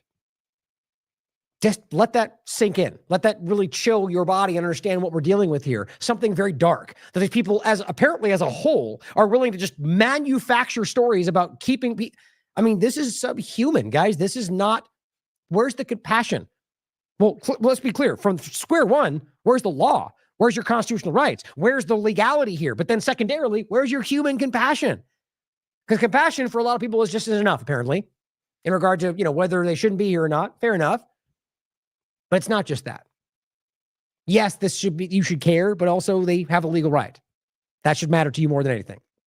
Now, on top of that, it says the upshot of this trend, and here's the actual Anna Bauer saying the government officials insist that neither DOJ nor Musk have any real decision-making authority. Now, we know that's not true. But he goes, the upside, well, again, this verse, it says, later that evening, a former Tesla employee who was reportedly embedded at the DOJ, you know how weird, that's everywhere right now. Tesla, SpaceX, it's basically SpaceX, Tesla, and Palantir are just scattered across every field right now. Which is it's not new. Ask Citibank and Obama. This is how it goes. We're just in a technocratic control takeover right now. But it says, embedded at the DOJ as an IT advisor, he sent an email to several DOJ officials saying, quote, please execute this termination today and please forward me the termination email so I can report it completion to the White House. So the point is they're lying about them they're giving direct direction. But he goes, the upshot of this thread is that DOJ staffers, including a former Tesla employee brought on by Musk, personally led the charge to strip funding for immigration lawyers for children, leading to toddlers having to defend themselves from deportation in immigration court. Now, that is a real story. There was apparently a toddler that had to sit there and defend himself in front of the court, or at least sit there while they told him what was going to happen. Partly because of that. Now, it's hard to see how these things, I mean, it certainly could be just clumsy, but it starts to feel like they're doing this. Like, there's a reason these things happen, and now there's you can decide for yourself. I'm just presenting the information for you. But to me, it's hard to see this as very coordinated. And now here's John Favreau saying, you deported a 4-year-old citizen with cancer, so it doesn't seem like you give an SHIT about protecting children. As we said, we gotta protect children. And he says, you supported a president, Joe Biden, who imported child rapists from... What does that have to do with anything? So because he supported Biden, therefore it's okay for you to not care about the law? Like, this is because the only argument they seem to have is when you call out their lies, they go, but Democrats are bad. And he goes, yeah, well, that's right. Who cares you broke the law? Who cares that you're a Zionist? Who cares? Democrats suck. I mean, it's just almost insane to me how lazy the argument is, and it works. He goes, the Trump administration ended child trafficking across the border. Hardly. Is that what they told you? And it says, your shrill lying propaganda will not reduce your complicity. So did you not deport the 4-year child with cancer? You did, though. And we all know that. And so your argument, you're basically insinuating that he lied about that when he didn't. This guy is one of the most dishonest people in this cabinet. I mean, I can't stop seeing that. Like bombastically dishonest and confident about it. But then he goes, and not reduce your complicity in the monstrous crimes. Did he vote for Biden? I don't know. I mean, maybe he knows that. I mean, the assumption is because you're on the other side, therefore. But that's the argument. Not whether or not you can deport a 4-year-old child or whether it's the U.S. citizen should have a right to be in this country. Nah, that doesn't matter. You voted for Biden, so shut up. Yeah, that's it. That's the extent of the argument. Well, here, and I'm going to go into this more tomorrow because I'm glad I'm going to make a point too because I wanted to go deeper on this. But this is the conversation of two different things. And I'll briefly point out before we finish here, which is the arresting of a judge in Wisconsin. Let's see where we're at. Yeah, I'm gonna go. We'll do this tomorrow. But I have this all highlighted. We're going to go through it. The point, though, is that this judge definitely, I think, played this, right? But the bottom line is that the way they did this with not a judicial warrant, but a warrant through like the executive, whatever an executive order kind of a dynamic, went to get this guy. They were in court, and she let them go out the side door. That's the extent of it. Now, you could argue that she was trying to let them go out a door where they wouldn't be, but there's the argument that she is somehow breaking the law by letting them use a separate door, or that she somehow is what they claim, just to give you the charges. Where was it?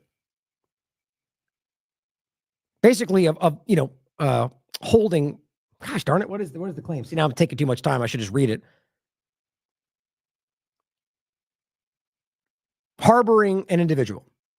Right there. Charged with obstructing justice and harboring an individual. You see how lazy this is? So you hardly harboring anybody. If all you did was in the proceedings, finished it and said, you can go out that door instead. That's all that happened. And yet they throw the book at her, right? Tesla people and purse stealers, and the judge that basically breaks no law unless you can prove her intention, which isn't going to happen.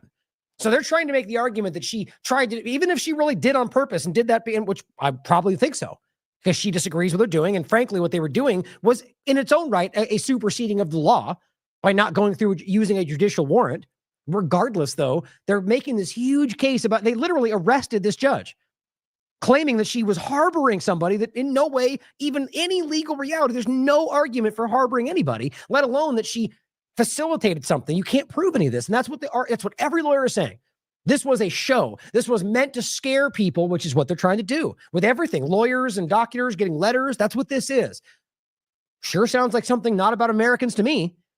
But the reality is that they did this just to make this big flashy statement. So Pam Bondi could be like, we did it and we hate Democrats, knowing that there's no way any judge or any lawyer is going to actually uphold this because there's no evidence. It's all subjective based on what you claim she wanted to do. Well, that's the world we live in right now, guys. And this person says that's not normal to do what they did. And even if you argue that she meant to do it for that reason, it isn't. What they're doing is insane. And Stephen says, no one is above the law. Well, yeah, clearly a lot of you are, whether it's your foreign allies or whether you guys are actively breaking the law as you type this. But it's funny how they love to make the argument, no one's above the law, except everyone we choose to put above the law. It's just game they're playing. But the judge, he says, and this is my point about people like Stephen Miller. You could make the argument and kind of let it fall back, but no, he doubles down. The judge harbored and concealed a criminal alien. That's what think about that. when all you did was say, go out that door, and it was over. They arrested him right outside and then later came back and arrested her. That is not just criminal or, I guess, against the law.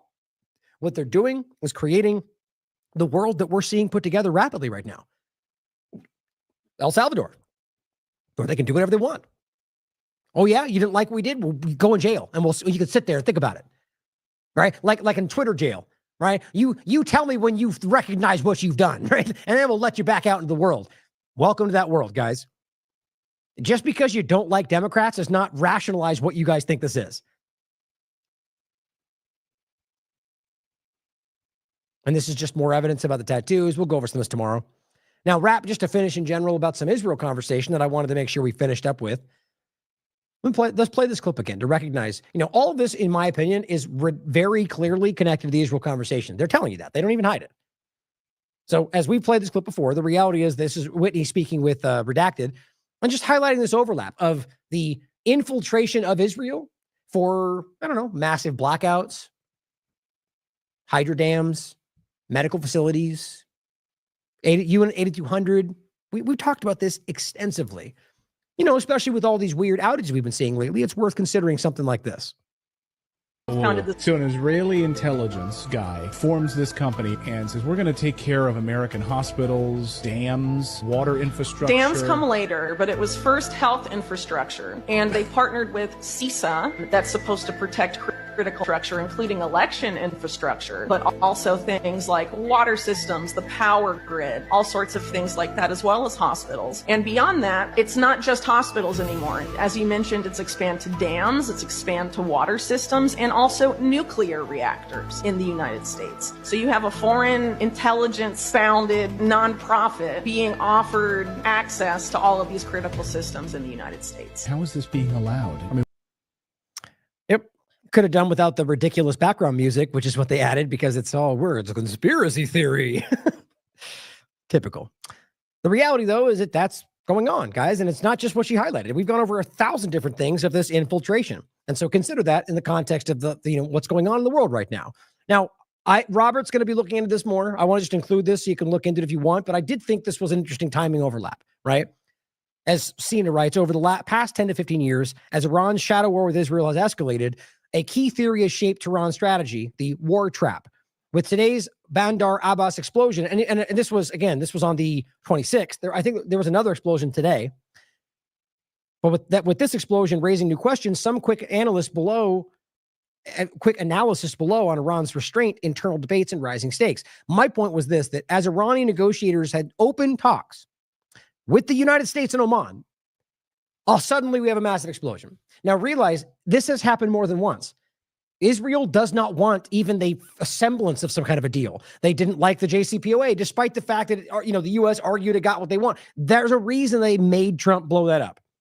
Lying about it too, all the way back then. We can very clearly see how they manufactured this. They pulled out, and then knowing that would trigger their actions, then pointed at those actions and said, look, they violated the deal. Even though those were actions legally allowed by the deal if they were to pull out. I made the point 100 times when it was happening. So now, suddenly, they're in a negotiation through Oman, because they basically made fun of the United States and said, Witkoff is irrelevant. We don't care. We don't even want to deal with you. We'll deal through Oman. And the moment they're dealing, suddenly something happens. I mean, you can consider for yourself whether you think Israel's involved. Typically, it's an easy guess to think it's likely, but I'll wait for Robert's report. We'll look into it more. The evidence does seem to be floated around, but more subjective about, why it might be likely or the claims that came from tangential reports. But overall, my gut would tell me this is obviously involving some kind of foreign policy. And then in general, on the larger point around the kind of all of it, which is just what we've always been telling you. Here's Smotrich openly telling you what is supposed to be a lie. We will end this campaign when Syria is dismantled. Oh, you mean when the terrorists are no. When the people we put there, clearly the terrorist groups that are running Syria are there because of them. The U.S. too. That is the reality. The U.S. government and the rest were using terrorist groups to overthrow Syria for Israel. And the moment they succeeded, Israel swooped in and took everything. They're building bases. They're deploying troops. Not hard to see. Where are all the other, Jones and everybody else talking about this? Or I thought, the Ukraine war was supposed to end. All these things where they're talking about this. How do you not highlight how clearly this is something that they funded clearly through Israel? Israel was in Syria. I proved this 40 times over. Even in Iraq, for example, they were using U.S. passports to achieve their agendas through Iraq. It was facilitated through the U.S. government.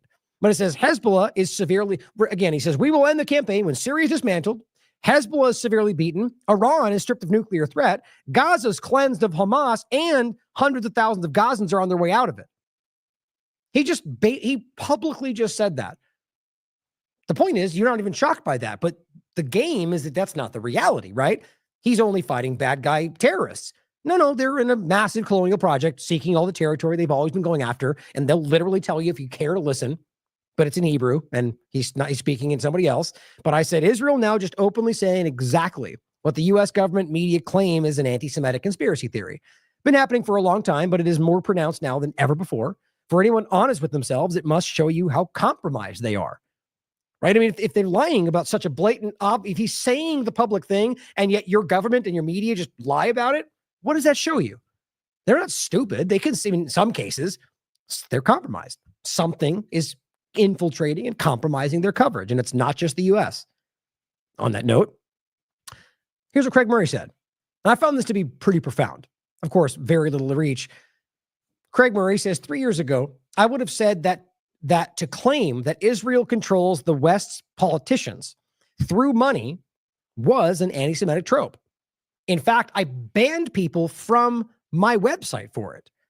I now realize with sadness, it is completely true. Good for him. I think it's a lot of courage. I said, this is so important to read. And thank you, Craig Murray, for having the integrity to have an honest conversation about this. Most people don't have enough integrity to point out, I was wrong about that. Let alone, make it in this context. I mean, I have a lot of respect for him. And it says, this is about a foreign government having obvious influence over U.S. policy. Amazing how pointing out and then proving that can be called racist. It's just incredible. But a lot of people like this are starting to see the reality, not because they've been convinced or radicalized, but because they're not dishonest. They can see it now. This is Mel pointing out something that happened in Texas, which is one of the main Abbott's been around through the anti-BDS legislation, through the Harvey, where they forced people to sign the pledges they wouldn't boycott Israel to get hurricane relief from your tax dollars. I mean, it's things like that. You just can't hide what's going on. So this is Abbott saying anti-Israel policies are anti-Texas policies. You want to hear that again? Anti-Israel policies are anti-Texas policies. But America first, though, guys, right? America first. Wild. Texas will not tolerate anti-Semitism, right? So you could put anything else you want there. Texas will not tolerate anti-anything. Texas will not tolerate your thoughts on Second Amendment. Texas will not tolerate your thoughts on China. Texas will not tolerate anything that you're allowed to think and say. It doesn't change because it's one thing you don't like. It is free speech, and you're living at a time when they're rapidly showing you that they never cared about that. And Mel says, San Marcos, Texas, a city of just 70,000 people, identified that its residents were sending, get this, 4.4 million tax dollars to Israel each year. So the city council drafted a resolution calling for the reallocation of those funds towards domestic priorities. Oh, what racist. Now Greg Abbott is threatening to cut off the city from all future state contracts if it adopts this resolution. Guys, we need to wake up to what's happening right now. She writes, look at the condescending tone and mockery this so-called fiscal conservative uses when talking about this reallocation. These politicians have zero loyalty to the country. They are total traitors. I mean, it's very clear to me. You can read the letter for yourself. Pretty small engagement for 1 million views, I would argue. I think people are pretty concerned about this. Oh, that's funny, actually. Here's the meme. I just saw that in the corner of my eye. Whoa, buddy. When I said free speech, I didn't mean you could just start saying things I don't like. That's perfect. Greg Stoker. That's good. Well, here's the preacher voice. Conservative, I think.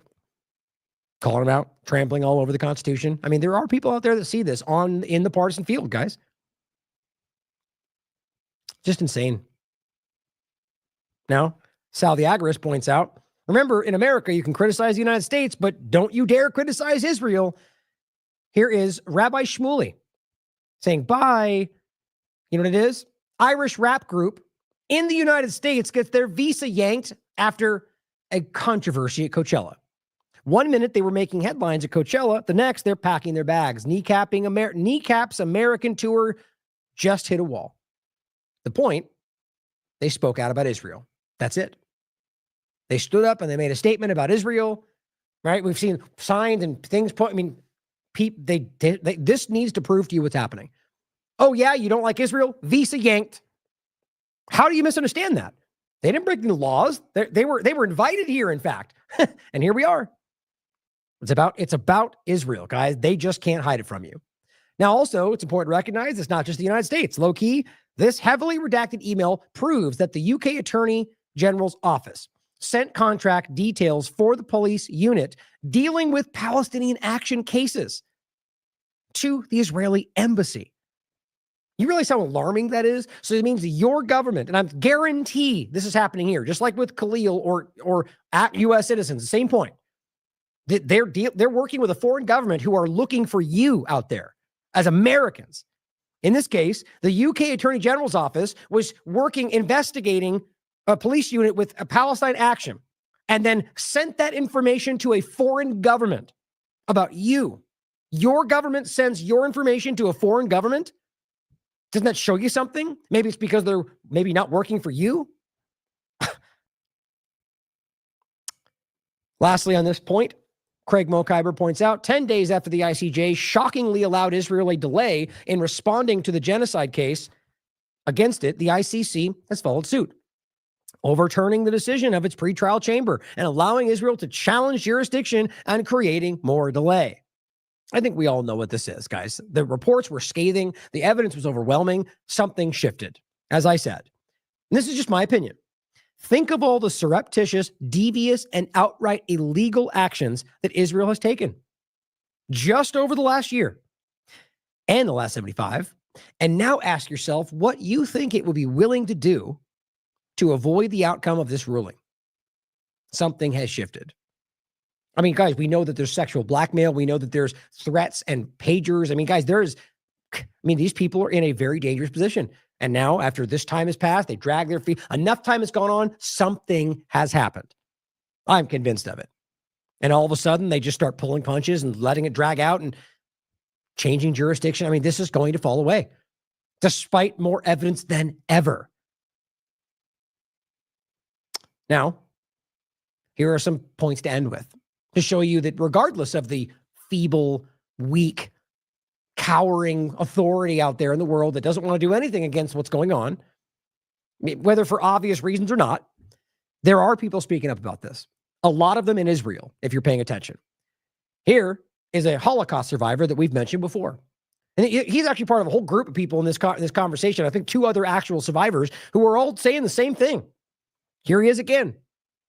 I'm just showing you, and this is compiled or rather juxtaposed with a Haaretz article that literally reads, and this is another Daniel Blattman writing for Haaretz saying, I have been engaged in researching the Holocaust for about 40 years.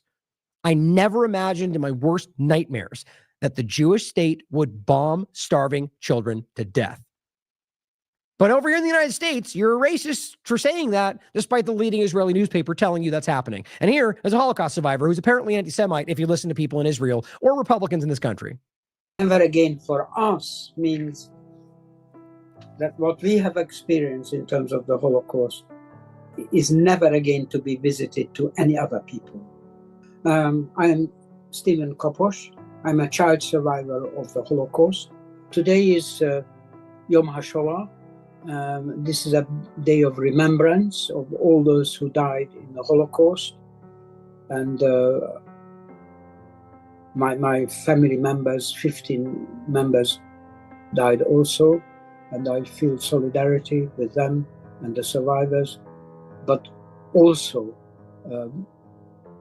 with the people of Gaza on whom similar atrocities and the Holocaust is being visited by Israel.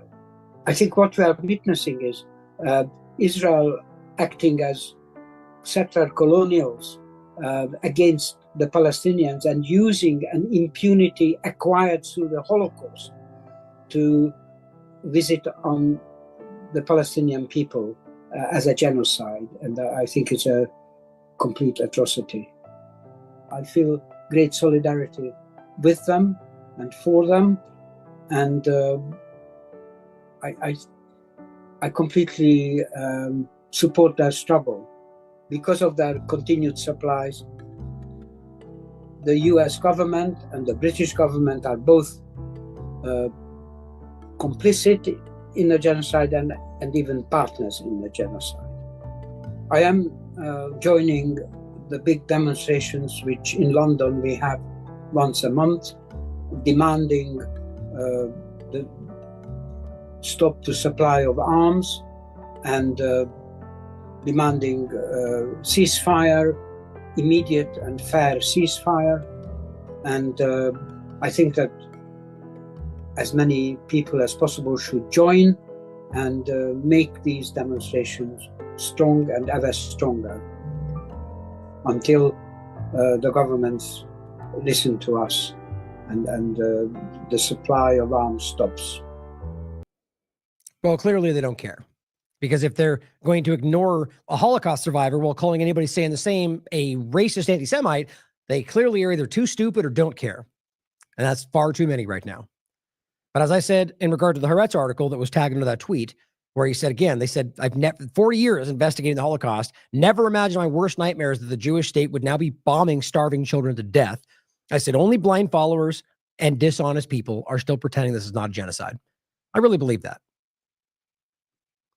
David Icke highlighting what Sarah Wilkerson shows, which is just a day. I mean, it's an hourly thing happening in Gaza right now.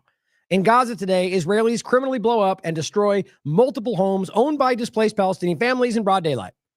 You realize they're not even pretending there's tunnels anymore. This is just the execution of what they've been doing. The narrative falls away because they look around and no one's stopping them. So they just keep they're demolishing all the infrastructure. Roads, homes, everything. And as we keep pointing out, as even the courts have said, if they can do it like this, that proves they went in there and set explosives, which then proves that there's no threat, which means it's a crime. All of it is so easy to prove. And it just shows you, look at that. Massive block gone. Yeah, and I'm willing to bet there's probably people hiding in there somewhere. David Icke says pure evil. So evil, so consumed by evil, they have no idea how evil they are. Here is an example of the same channel, by the way, that was openly one of the many debating on live TV shows whether they were allowed to rape their prisoners, and they were all mostly arguing that was the case. Here's another example of that. Trita Parsi points out they're having serious debates now on Israeli TV as to whether newborn babies in Gaza are innocent or whether they should be killed. Not a joke. Public corporate media in Israel. Can you guess where the majority leans? Seldom is the question asked in the West how other Middle Eastern societies can live safely next to this Israeli society. Think about that. You think it has anything to do with the color? They say Gaza says they murdered us, raped us, robbed us, kidnapped us. Most of those are lies. We can prove that now. Murdered little children. Nope. Raped women. Nope. You can't say such a thing after what they did. Gaza should be wiped out, he says. Gaza should be wiped out. Gaza should have received an unprecedented blow, he says, but you criticize it. Listen, he goes, I don't accept it. If I think the Israeli Defense Forces should have given them an unprecedented blow, I'm trying to rapidly go through it. There are no innocent people in Gaza. I mean, we've been hearing this from day one. And you realize it's not every single person, but the leadership this is what Gavir and Smotrich and Netanyahu and Gallant and every one of them have said. You get the point right there.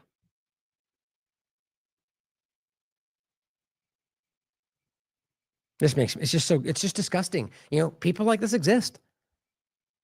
Now, are they radical because their government raised them to be radical? Right? I mean, you have to ask yourself these questions. At the end of the day, it's not about a people. It's about individual actions, and it's about crimes they're committing. And you can prove that. Your government, their government are actively doing so. And all they want you to do is focus on the arbitrary, subjective claims of the entirety of their society. constantly doing this, dehumanizing entire peoples, while they're the ones committing crimes on a regular basis. Now, Ryan Grimm makes an excellent point here. I'll play this for you. Now, this is from this Going Around documentary. It says 10 years from now, there'll be a documentary on how this was all planned in the open. And of course, it'll win an Oscar, but not get an American distributor. It's perfect. Based on the winning Oscar show that they just tried to box everywhere out and they're attacking people for. The bottom line, guys, this is circulating. It's about the settlers. How long have we been telling you this on the show? Daniela Weiss describes exactly how she works on ethnically cleansing Palestinians. Now, guess what she says? Not that it's that we do what the government can, but we do what, rather that they asking basically whether they're doing, are you doing this against the government's wishes? And she says, no, we're doing what the government wants to do, but can't, something like that. And they're talking about literally getting rid of all the Palestinians. This has been a long sought plan. We told you this from day one, because anybody with a brain and paying attention before this is what they're planning. They publicly have been telling you this. They have dancing conferences about how we're going to take all the land from Gaza, and Syria's next and Lebanon's next, with Ben-Gvir, a leading element of the government. And we can't have an honest conversation about how this has always been the case, because your government is compromised. Like Craig Murray just told you. This is how obvious this is. So the idea is to force the government by putting people, starts with small settlements, then they get bigger, then they get recognized by the state of Israel, and basically creating a new demographic reality. We do not force the government. We do for governments what they cannot do for themselves. In case you misunderstand that, what she's saying is we do what they need us to do and pretend like it's not them. Despite the fact that the IDF is literally alongside them, shooting people or pointing people with the guns, that stop what they're doing. And these are radical maniacs that are out there raping and pillaging and thieving. And those aren't hyperbolic. Not like what they're saying about what happened on October 7th. Literally proven dynamics of burning houses down. Ollie on the Grill, the famous example where they literally burned a child to death and then taunted the family about that child's death, holding a picture. Ben-Gvir is dancing with them as they poke the child's eyes. That's a real story. And they've burned all these houses ever since. They're just placing people all over the West Bank. These are radical people. This is what subhuman would look like. People, whether Jewish or not, by the way, whether Christian or not, by the way, people who are actively okay with dehumanizing an entire group of people, going after children, women, raping, torturing, murdering in broad daylight alongside the IDF. That's what we're talking about. That's how they've achieved this. All of it's illegal. It's a colonial project. That's what Zionism is. They've taken all this land and realized Trump gave them that authority. But so did Biden, by the way, but Trump made a deal about this that was all very public. Even if you take Netanyahu now, he's very happy with what we do here, and also about our plans to build Jewish communities in Gaza. He's happy about it, but he cannot say it. He says the opposite. It's not realistic. Good. We will make it realistic. It's not forcing the government. It's helping the government. God. It's step number one in politics. You don't force the government. You give the government the courage, the ability. Now, this guy, I don't think wanted her to say that, quite frankly. It's hard to say whether, the documentary is good. It's got a lot of important stuff in it. And it's showing, I think it's really exposing what's always been pretty self-evident if you care to look, but it's getting attention. My point is that's like that answer was like, you're doing what they, kind of like trying to give the way out and say that we're doing it on our own accord. And like, no, we're doing it because they want us to. And just right out and says it. She's never hidden this. She says this stuff publicly. She spoke directly to Biden and said, we're doing what they want. And yet Biden himself lies about what they're doing for beheaded babies and whatever else they say. The public support, the political support. I think you understand what I said. Yeah, everybody does. Even if you disagree. See? Like the smug indifference, the blithe reaction, knowing that we all see it, they don't care. It's so exhausting how obvious this all is. And in fact, it's pretty, what's the right word for it? It definitely puts you in a position where it almost causes like some kind of like mental, you could lose yourself to this. This weird, you just have to, if you're not aware of how, cognitive dissonance is a good way to think about it, but to a level that can cause you to lose yourself. Now, I'm very aware of how broken this all is. So it's not like I'm talking about somebody new who steps into this with like, bright-eyed, bushy-tailed, and all of a sudden you come into, you're just like this. We live in a false world. It's like that can be jarring. The problem here is that this, I think, more people than ever are seeing it, and it's causing irrational action that's causing it to be more seen and kind of a cycle in that way. But here, by the way, I'll just include this. Here is the actual article from Times Israel. Jewish extremists taunt ollies on the grill at the slain toddler's relatives. Here's the actual video with Ben Gvir in it, dancing alongside these radical settlers as they poke an effigy of a child, as you can see right there. That is the child in this article right there. That's him. See?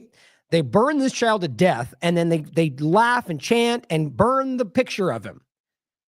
Like, there's no misunderstanding that, guys. I don't care if, let's just even say you accidentally burn the kid down. Doing that shows you that you don't care. But we know they didn't. This was a deliberate action. And they taunted the family. They had a party about it while a leader of the government came. You think they're going to hold these people accountable? It is grotesque. Here's Aaron Mate. UNRWA. The group they wanted you to think was Hamas, apparently, and murdered everybody and bombed the UN all over the place and started, also regular UN locations, and we act like that was not, same thing. One of the main things we should remember right now is that Israel just came out and basically said, look, we'll let you move here or there if you just give up your right of return. I simply said, I thought that was a conspiracy theory. The point is, we all know that it's not. If you ever cared to look beyond the narratives, UNRWA was there because of that. It became a refugee agency because they stuck with it for so long, because Israel refused to allow what it agreed to happen. And so now they want to pretend like we don't know that. And so they start thinking, they're just a terrorist organization. Well, because they're trying to destroy all of this. They said Gaza children are starving. The government of Israel continues to block the aid, which we all know, despite people pretending that's not the case. 50 plus days, but they're lying about it. Nearly 2 months of siege. As Aaron simply writes, we are constantly told that Israel is our closest ally and that we share its values.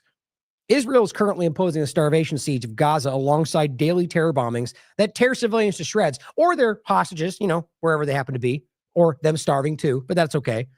He says, do we share these values? You don't. And if you do, you're a terrible person.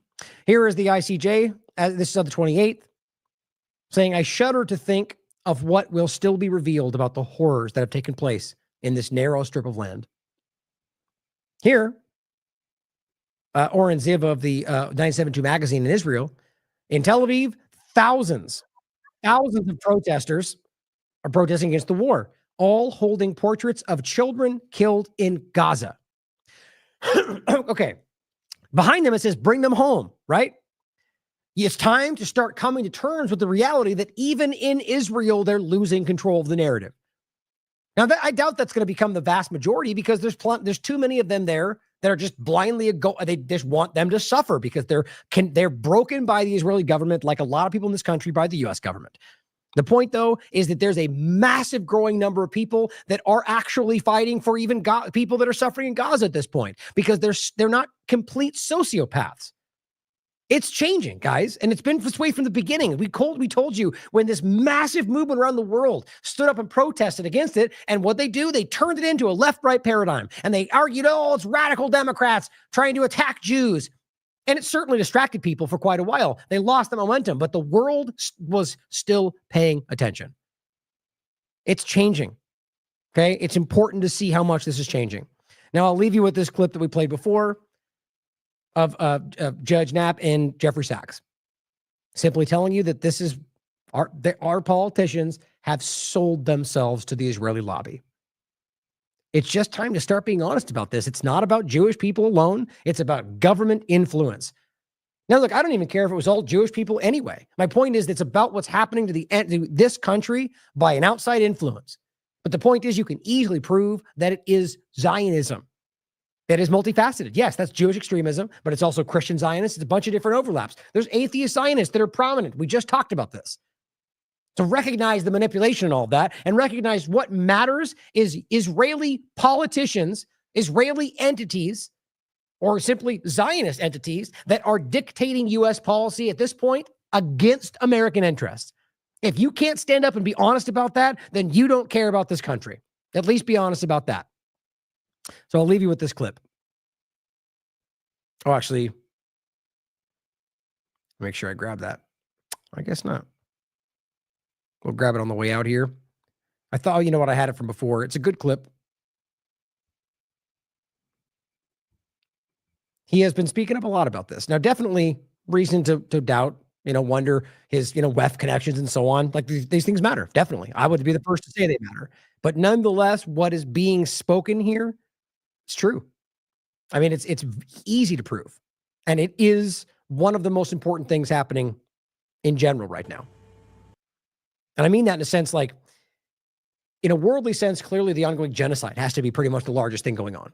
But in an American sense, the active destabilization and, destruction of our constitutional legal reality is, in my opinion, the most important American thing. Now, this is an overlap to that, right? What we're seeing here is both of those things coming together, which shows you that this is a bigger story than either of them. This is the globalist Zionist technocrat kind of unfolding. I think that. You can decide for yourself, but just engage with the facts and just recognize how alarming this truly is. Now we'll end with this. Please take your time to get this out to people.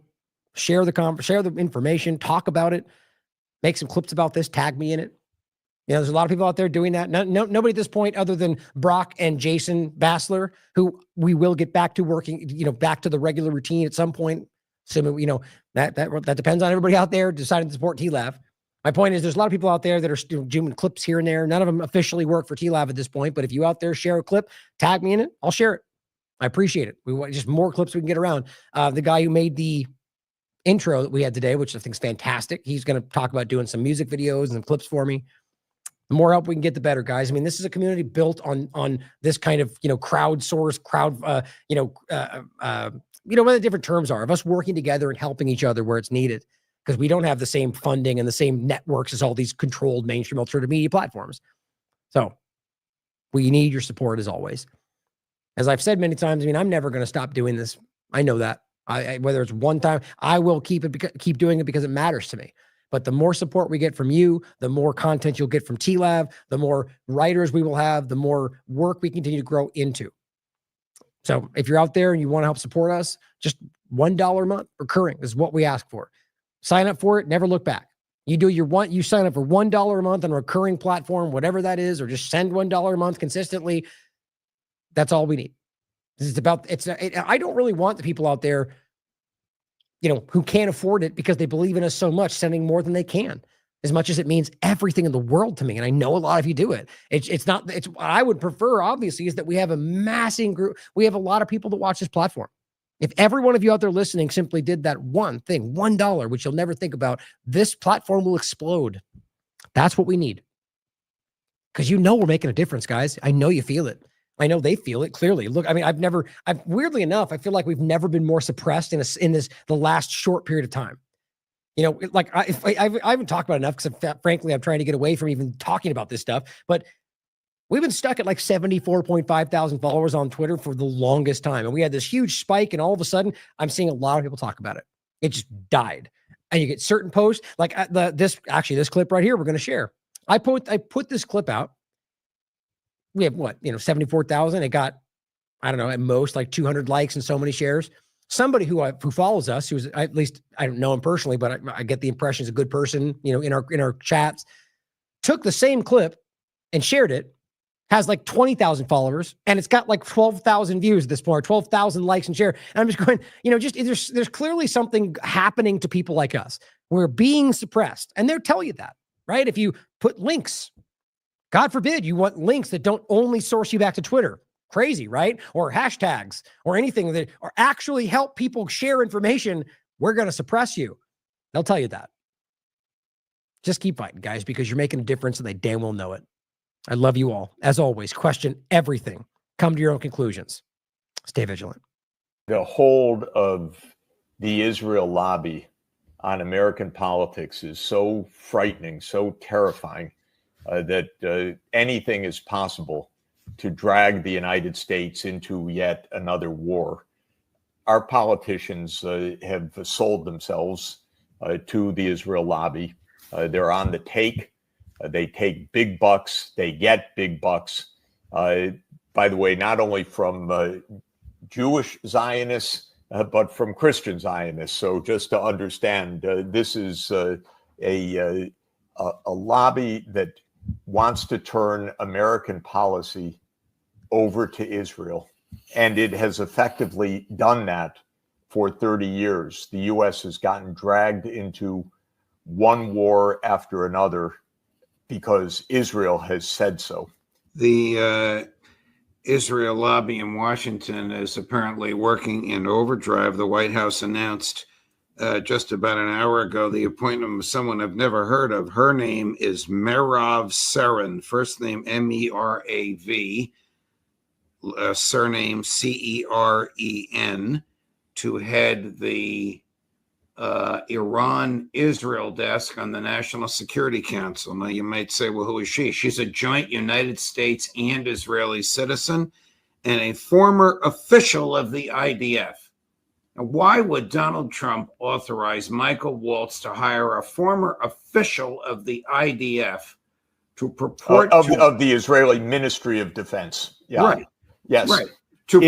To purport to advise the President of the United States on Iran and Israel relations. What kind of advice does he think he's going to get from her? You see, it's not even remotely subtle how the Israel lobby works. Why not just put Israelis into the National Security Council? we can cut out all of the middlemen, as it were. Now, who is she? She is Israeli-born, apparently dual citizenship, as you say. Apparently, I don't know that fact. She worked for the Israeli Ministry of Defense, no less. And then she showed up on Ted Cruz's staff. And this is how it works. Ted Cruz receives a fortune from the Israel lobby. A fortune. According to OpenSecrets.org, which records these things, in the most recent campaign cycle, if I recall the data correctly, more than $1 million from pro-Israel lobby groups. So basically, this is a scam operation. Our politicians have sold themselves out to the Israel lobby. They hire people who have, well, I don't know what she has, except that she apparently is an Israeli citizen who has worked for the Israeli Ministry of Defense. Shocking enough, completely unacceptable also for a president who says that his aim is America first. Does she get a national security clearance? Can she see state secrets in her job at the National Security Council? She who must still enjoy some loyalty to the Israeli Defense Ministry? No doubt. In Washington, everything's for sale, including American foreign policy. And Israel has controlled it, and it has dragged us into one war after another. And today's news with this is unbelievable. How are we going to extricate ourselves from this? Where is America first? Where is foreign policy for the United States interest? Now you have someone from the U.S., from the Israel Defense Ministry inside the White House in charge of policy. And my God, are we going to get peace that way? Or are we going to get perpetual war? Whose foreign policy interest are we going to get? Because the United States could satisfy American security and could align with the whole world by changing one vote. Is this woman that's now on the National Security Council more likely than not a Mossad asset? Well, I mean, we really have a foreign agent in the White House who happens to have American citizenship. Yes, it is profoundly irresponsible of a president of the United States to mortgage American foreign policy this way. But of course, it's extraordinarily reckless of our country to allow a lobby to buy the American military, to buy American foreign policy. And since what they are buying is extremist and radical and perpetual war